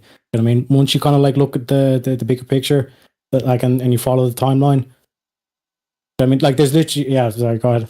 Wait, but so you do agree with what the Trump administration is doing and putting the people in detention camps and stuff like that too? Even people who, let's say, have been here for years, they're married, they have children, and maybe got like a shoplifting charge like 10 years ago, and they're being detained and moved to multiple camps. Like, do you agree with this? Yeah, like I said, the dynamic that I'm ruling out, or the character that I'm pointing to, is like the what was it, like the villain kind of like immigrant, whereas like Flo was highlighting in terms of like that's what they always say. They always drum up the caricature of the villain. Yeah, that's just marketing. What I'm saying, but what I'm saying is, like, in terms of like the hero immigrant is the guy who comes here. He's like, all he's interested in is an honest day's work and all this stuff. That's why I say it's like we should point and at that and say, what filter can we pass, aka this immigration process, where this person gets expedited because it's clear his values, his philosophy, all this kind of shit is like I said, like in terms of like if he stole a candy bar or some shit like that. You I mean, it's like in terms trust of and believe that the here. government is not actually concerned with the fairness or justice of how they enforce. You've got prosecutors who want wins and scores so that they can move up in their career. You've got cops who want arrests so they can move up in their career. Nobody actually gives a fuck if that sales pitch that a politician delivered is enacted. In fact, quite the opposite. So that not just here, but every time somebody's like, well, let us have this, politicians like, let's have this power so that we're only going to go after the bad guys, right? Trump ran, I heard him 2 times during his campaign say he wanted to execute drug dealers. Well, fuck that shit, right? Yeah, but see ya. What I'm saying is that, like, for example, there could be checks that are in place, just like social media checks, all this kind of shit that goes around, that gets floated around, particularly when you have CIA and being able to infiltrate certain organizations.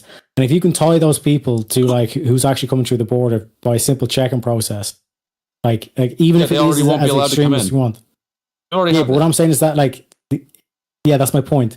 What I'm saying is, what happens if they throw all the documentation overboard as they're coming across the seas? And then they basically arrive and say, I'm you're actually suggesting something we already have. It sounds like we're supporting the same policies. You just don't realize that we already have that and have had that. And we're past that now. We're past that. We've got that in place. And also we have emergency powers in place to kick in school doors and shit. Yeah, but what I'm saying is that, like, in terms of the dynamic, whereas like the realistic picture that gets put on the board is like shit, all these people arrive. No one knows who the fuck they are. They barely have any documentation. Like, what do we do with them? You know what I mean? And like the whole kind of Keep aspect them. of like the Grind them kids up in cages, all this sausage. kind of shit. Yeah, like that's a whole dynamic that like I'm saying it's like, yeah, you need to make sure that you're doing this, like you have regulation, you have The oversight. hot of this ones we shit. can keep to have sex with. Big booty Latinas, like I said, I'm for that movement. But personally, like I said, like those I'm not too worried about. What I'm worried about is making sure that we're like the whole kind of like what you're saying is like the extreme element to this, which 100% you need to be cautious of that. We're saying is you need that element to exist because there are a lot of nefarious characters that will try to come over illegally, and you want to be able to throw the book at them. You know what I mean? Cut that shit out, kind of thing. You know what I mean? I can Whereas lie like I zone said, out for like 10 seconds. but I'm also like I said, I'm all for like, you know, making it easier for, like I said, the hardworking Latino to come over and Wait, make, so make a living for himself. you aren't okay with what Trump is doing, or you are? Because earlier you said it was being the benefits of it was to be used as a deterrent, right? So, like again, like, do you agree with what is happening right now? I understand, like, Yeah, so what I'm saying is that in that you terms of want the legal rules, but- process, to make it easier in the legal process. You know what I mean? So it shouldn't be a thing of like, oh, it's such a burden to think. It's like, I want to, because America realistically want the best of everything. They want the best minds, they want the best workers, all this kind of shit. You know what I mean? So if there are like a lot of like Flo says, the vast majority of these Latinos are just honest, good working people, same culture, same vibes, then yeah, like you want to make that process easier for them. You want to be able to integrate and assimilate a lot easier. But when you have these tantramentally opposed forces or ideologies like Islam, like you have to come at that a different way. You need It's fundamentally a different culture. Do you think the majority of the people are like Islamic in these detention centers, or? Sorry, you can ask questions. Lower class, you can go back. Yeah, what I'm saying is like in terms of the dynamic, like when they ran these people up, it's like whatever dynamic, like I said, filtering it through where it's like the good, honest, like hardworking Latino. It's like, yeah, you just say, yeah, you just apply for this process. It's like, let's say a week long or whatever. You can actually start working now, whatever will set you up and whatever the fuck. Do you know what I mean? Off Why on the wouldn't way, you just do you know what I mean? outlaw the thing that your real concern is? Why wouldn't you just ban Islam? Are you too woke to ban Islam? No, because I want to be able to beat You it don't want with the your heart to logos. explode when you walk outside. You know, I want to be able to beat it in the logos because just banning an ideology, it feeds the flame. This is why, like, when they suppressed the Yahtzee party in 1930s and all that shit, that's basically what happens. It grows and then it surfaces into something ugly and nasty. You have to be able to handle it in a certain way. I agree with that. All right, so I have a question for both of you guys. So for you, actually, I'll go with Flo first. Flo, you know, and I'll just phrase this the same for both of you guys. Flo, you answer first. Tarek, you answer second. Okay, so since we live in a country that's a democracy, the only way that we're going to be able to make any kind of unified choices is to come to a compromise. So, Flo, my question for you is, what would be your absolute limit of compromise on this issue when it comes to deporting illegal immigrants? And Teriak, what would be your absolute limit of compromise when it comes to keeping them in the country? So my answer to that is I think the question is malformed because the way that compromise works is both sides go for as much land as they can get, and then they get what they're able to take, right? So I guess the actual answer to that is whatever I have to accept is right. That's the answer. I don't get to choose an endpoint, but I will definitely say that. More philosophically, I guess, is what I was trying to right. So I don't like the active pursuit internally of people who are breaking the law. So I would, I'm okay. I prefer things to be isolated to the border and to have roving bands of armed men internally looking for people who might not have the right paperwork. That I suppose that would be for me a distinguishing factor. Where is the enforcement action taking place at the border or inside the country after the border's already been breached? Okay, Teriak? Yeah, and just to make sure I get the question, like basically, like I'm president for a day, like how would I handle this? So you were forced to compromise with the other side. What would be your red line that you would not cross? when it comes to compromising your position on this Oh, issue? like I said, this is why I point to the whole is kind of like the CIA. If I have that level of mechanism and surveillance anyway, with like a literally like secret organization, I just like send in the head honcho or one of his boys, because let's say I'm President Trump or whatever, because like realistically CIA runs the shit. Like if I'm there like with the head honcho, I'll be like, listen, right, you used to do a lot of fucked up shit, but because you fucked up shit and you're a brutal thing, all this kind of shit, doesn't mean you can't be used in terms of to pursue moral objectives. Like I said, in terms of these people that are actually enemies of the state, it's like, yeah, you want to go after them. So it's like if they pull these guys over and it turns out, yeah, this dude is like actually, you know, like I said, like that good, honest working Latino, it's like, yeah, like who gives a fuck? You know what I mean? But in terms of the dynamic of like what I'm worried about are the criminals or the people that like have ideologies that are opposed to the American quote unquote ideologies. All right. All right, so Ghosty? I have a question for both of you guys. I'll start off with Teriak because Flo's busy at the moment, I guess.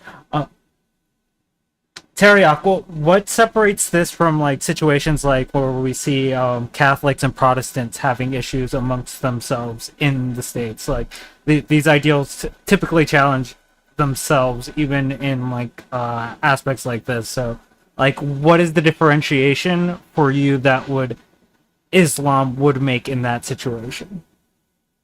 Yeah, so like I actually love the question because like you're hitting close to home. I don't know if you're doing that intention or not, but well researched if so.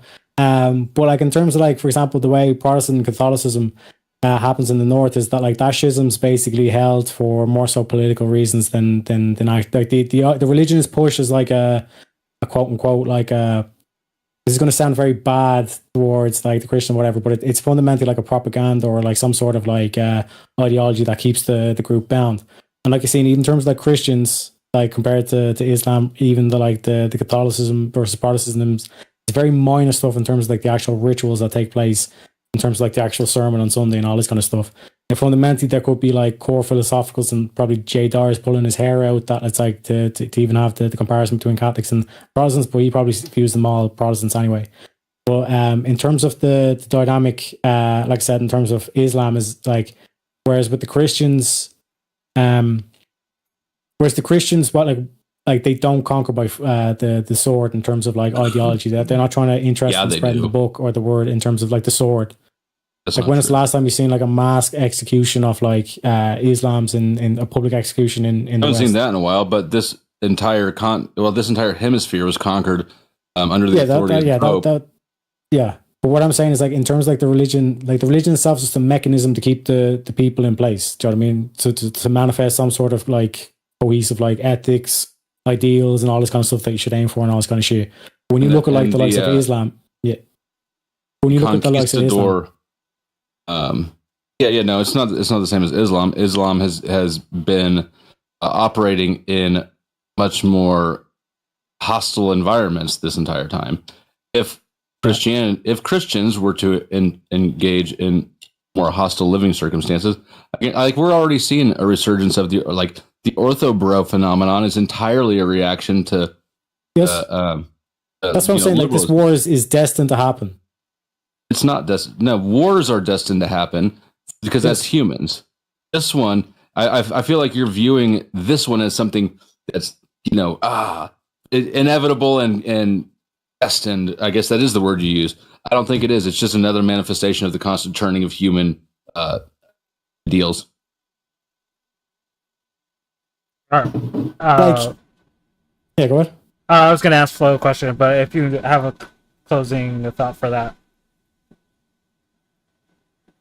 I think it's Gucci. Like for me, like I said, to be as direct as possible. Like for example, like Protestants and Catholics don't have an issue with child marriage. Muslims don't. Gotcha. So it's more like ideological differences versus like the detailed differences. Okay. Yeah. Like Irish people came from Iran originally. Like all of like Europe, it's like that's why they call them Caucasian, Caucasus Mountains in Asia, northern Iran, where Azerbaijan is and all that kind of shit now. You know what I mean? Yeah. And like that's why like this thing is not like a sense of I just want an ethno-national state. Like the point that Flo was making up, or not making, bringing up, brought up earlier, like this whole aspect of like there is a very nasty kind of backlash that's here, where it's like very kind of ethno-nationalist state, like you know, I won't say the slogans, but you've all heard Yee's new song. But I mean, like a lot of people are kind of like, you know, same way that like a lot of kind of naive people fall victim to the likes of communism, and why can't, you know, we just eradicated capitalism, then, you know, communists would be it would all be fucking rainbows and all that kind of shit. It's the same kind of mentality where like the right wing, quote unquote, will go down that path as well. And like I said, that makes sense because of the whole system it's in. Yeah, You know what I mean, so it's like in terms of like the conflicting philosophies, it's like you're literally, that's why Andrew Wilson has the clip of the tape measure where it's like, okay, you're saying that like Muhammad couldn't have damaged Aisha, but Aisha was 9 years old, which means in terms of when you take out the averages and all the stuff with the science, Muhammad has a 3-inch dick erect. You know what I mean? Like that's where you have to kind of go to that level to just destroy them. You know what I mean? And that's where it's like, where I'm kind of saying it's like the whole kind of like thing that I've seen in terms of like manifest in our culture is like we need to realize that it's Greek philosophy, Roman law, and Christian ethics. Like atheists and Christians need to unite against this, otherwise we're fucked. Okay. For Flo, do you think there is an American identity? And if so, wouldn't you agree that letting in more people would erode that over time? Yeah, I think that I think there is an American identity. I think that it is fairly. The U.S. is too big of a country to have really one homogenous group identity. It just is. That said, there is a U.S. identity. Certainly, importing anyone else can be is it's not a strengthening thing, right? Adding anything new, right? Adding a new person, right? With who hypothetically, if you could add a completely blank person into the total, that would be a dilution of the culture, right? It just dilutes it. So yes, but I don't. That's why I don't think that we should give up or hand over things like Sharia. Like we need to stand on our square. If we stand on our square as far as our culture, our laws, our values go, then immigrants won't. I mean, the immigration thing won't. Will have a minimal impact. Won't be effective. The thing that I highlight though is that you cannot have one culture that bases itself on multiculturalism. It does not make sense. No, I'm not supporting multiculturalism. Yeah, but what I'm saying is pointing towards what you were saying in your point. I'm saying, I'm saying that we should remain one culture, not multiculturalism. That is basically a psyop, in my opinion. But culture is not stagnant either; it shifts, and I think that both of us would agree that a shift towards more conservative and traditional would be an ideal thing. I think that that's what that would be a contribution Hispanic culture would make. They're not woke. They're not ghosty over there, you know, loving trans babies and stuff. So I think I don't think that it would be a change in cultures or multiculturalism. I think that it would be a nudge of the current culture in a direction that would be preferable. I have. Yeah, go ahead. I have one more question for you, Teriak, and this will be my last question. So, in the way that they have carried out deporting the illegal immigrants, would you, if you were in charge, would you agree to potentially, instead of funding ICE to the tune of what would make it the fourth most funded military in the world, to diverting some of those resources to incentivizing the illegal immigrants to self-deport and giving them a cushion to going somewhere else? Would you agree to that other than the utilization of an enforcement mechanism? Nah, bro. What? Yeah. Okay, fair. No, it's just a question. It's just a question. Yeah, no, sorry for getting aggressive there, you know, but like, yeah, like I was like, no, man, like in terms of like the dynamics, I was like, just because you arrive in the country doesn't mean that you can, like that system itself, like would be itself a mechanism where it's like you're kind of like, okay, if I go here, then I'm going to get some sort of incentive to then go back and then to go back again, and see what I'm saying? No, yeah. Because, hey, my audience knows where I stand on this, so I was just asking the question. Yeah, no, I understand. I forgot in terms of like the chat and all that kind of stuff is the other dynamic. Like that's why in terms of like it'll just be Like, that's basically what's been happening in Europe. It's just like exploiting the system. No further questions from me. All right, Ghosty, you got any questions?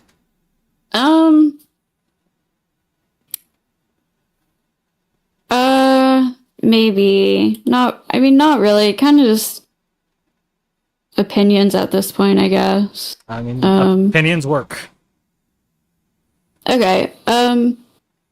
I guess for Teriak, like, again on this whole like Islam thing or like American culture, this like American culture takeover, like how you seem to think this is a big problem, and I think Flo's point is that a large police state like we're kind of seeing right now is a bigger issue than like a radical Islamic takeover of America or something.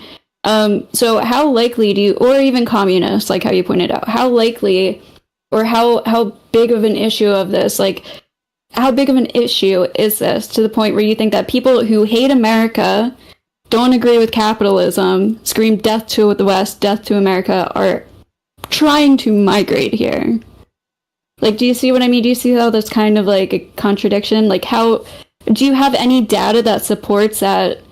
I know you said that town in Michigan, but do you have anything else to back up that this is happening in America, not in Europe? Because that's geographically, they're just two very different places.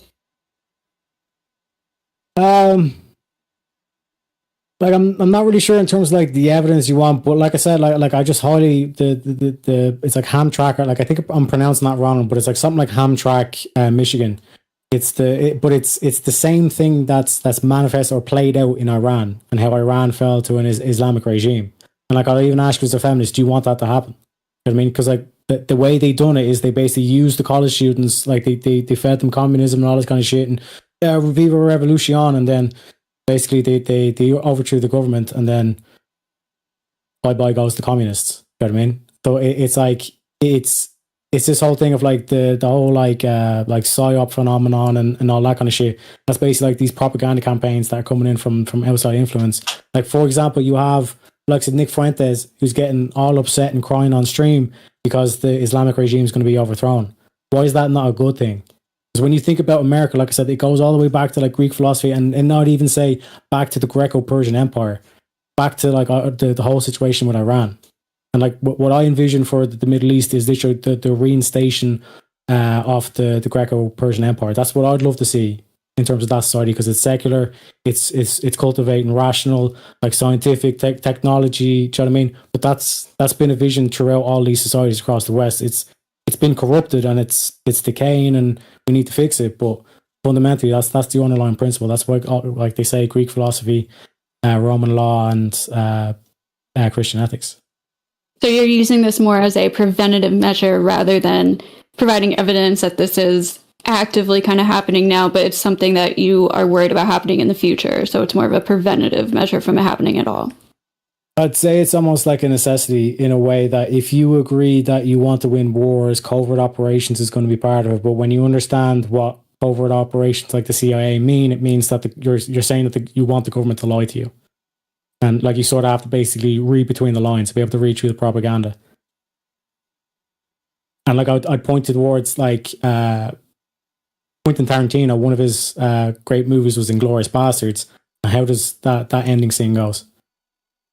This whole thing of we will surrender behind the scenes, and then we'll let our leader basically hopeless thing in Russia, and we just basically after the war ends, you basically bring us all in, and we'll ensure you win the war officially, but this ideology is basically put in place. And like I said, think about it, Ghosty. Like this is the whole thing where I get frustrated at you left wingers, where it's like you're pointing at Trump as if he's like the fascist or whatever, but it's like it's the whole system.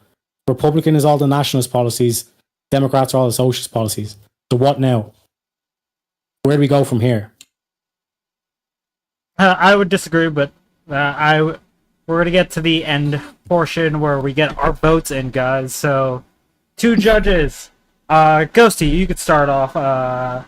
Who do you think won this and held their arguments better tonight? Please give some sort of like description on how they did. Okay.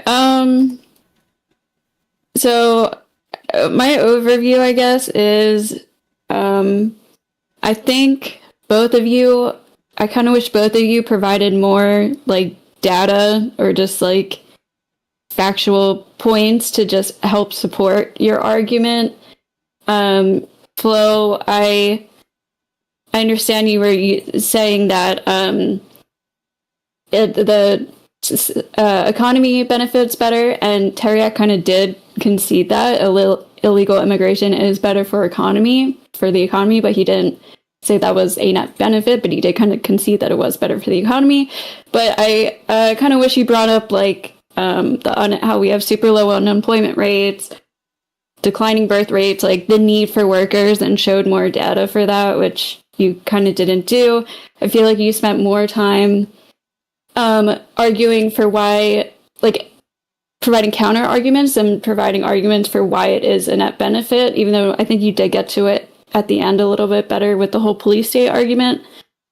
And then Teriak, I think you focused a lot on Islam, and again, I just don't think these people want to come to the West. They hate it. They don't want to come here. You brought up 9/11. That was a terrorist attack. That wasn't people who were like trying to move here.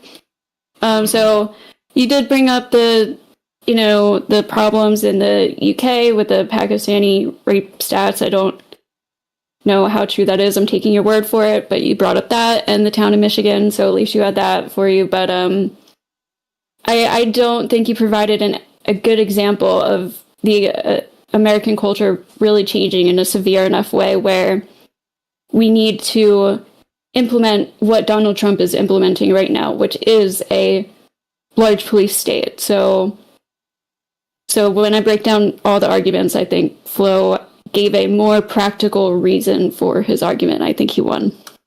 Okay. Lower class. What you got? Yeah, so I will say Flo made a lot of really good points along the police state aspect. Here's my only issue though, right? So for me, that is not like exclusive to illegal immigration, and that's stuff that can take effect to American citizens outside of that. So for me, if we were having a debate of whether or not like moving towards more like an authoritarian police state is a net negative, I do believe Flo would have won it in spades. But there was just a couple points you made with like the untaxed income. I really wasn't like swayed by that. You said they use less resources. To me, that's kind of a non-starter because if they weren't here in the first place, those resources wouldn't be used at all. And it seemed like Teriak did more. This is actually what I wrote down. So the crux of Flo's argument was more anti-government expansion and cheap labor, where Teriak really kind of focused on the refutations, and he did add a little bit of the fear element into that. I feel like Teriak did a better job of making the case that it is not a net benefit. And the whole point of that philosophical question I was asking earlier was to see, like, in your mind, Flo, if you thought it was truly a net benefit, don't secede any ground. And kind of the same for Teriak. It did seem like you guys both seceded ground there, but just... I mean, that was literally the question. You said literally, right. You have to secede ground. What would it be? Yeah. So, are you saying no? We shouldn't have answered the question? Say no, yeah. Yeah. Okay. Well, my bad. No, I mean, both of you guys did, right? So, yeah.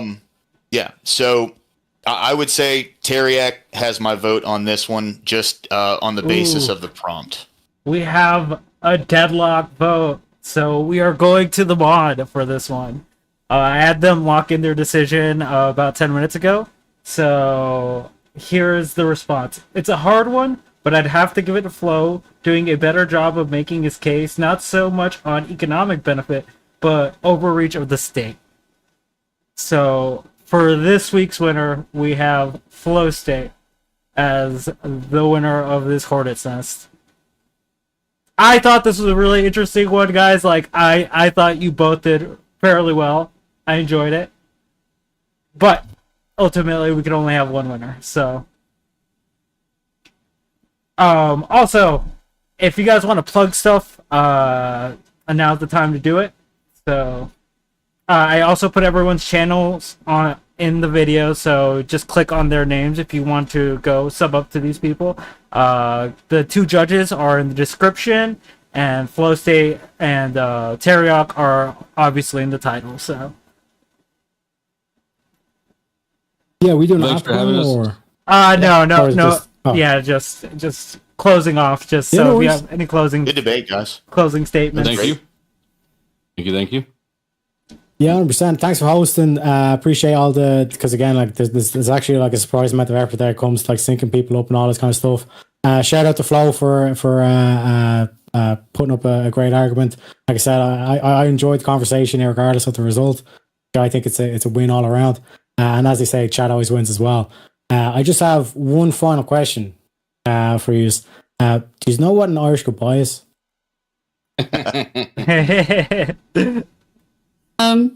Yeah, thank you again. I'm Ghosty. Haven't been streaming a lot lately, but I'm building a new stream room. So once that's set up, I'm going to start again. And if you guys love doom metal, by the way, Acid Bath is like one of the best bands ever. So I just went to their show. Check them out. Not affiliated at all, just like a huge fan. So, but thank you, Hornet, for having me, and good job, everybody. Ghosty, they're the ones who have that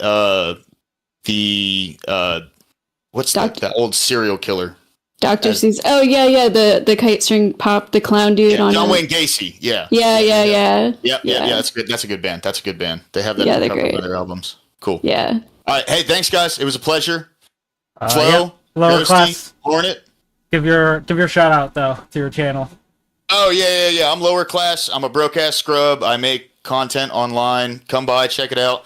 I do a bunch of different stuff. I am a Christian, so if you are opposed to God, come on by the channel and make a good case for your argument. Always welcome conversation. You guys have a great night, okay? Thank you. All right, you have a good one, lower class. Peace. All right. And our winner, Flow State. Thank you. Check out my new channel and my old channel if you want. Flow State's the old channel. The Powder Dusty is the new channel. That's the one also, I liked. So okay. Also, check out the Discord, and I have a Twitter too. Just come watch the stream. I think I'm going to go live now since you're not having an open panel. If anybody wants to join, feel free to. And yeah, go over and do the thing over at Flow States. do all the things here and there. Like, subscribe, share, comment. Do all the things. Thank you for having me. It was a good debate. Shout out to Teriak and salute to the judges and to the chat. All right. Peace. Peace.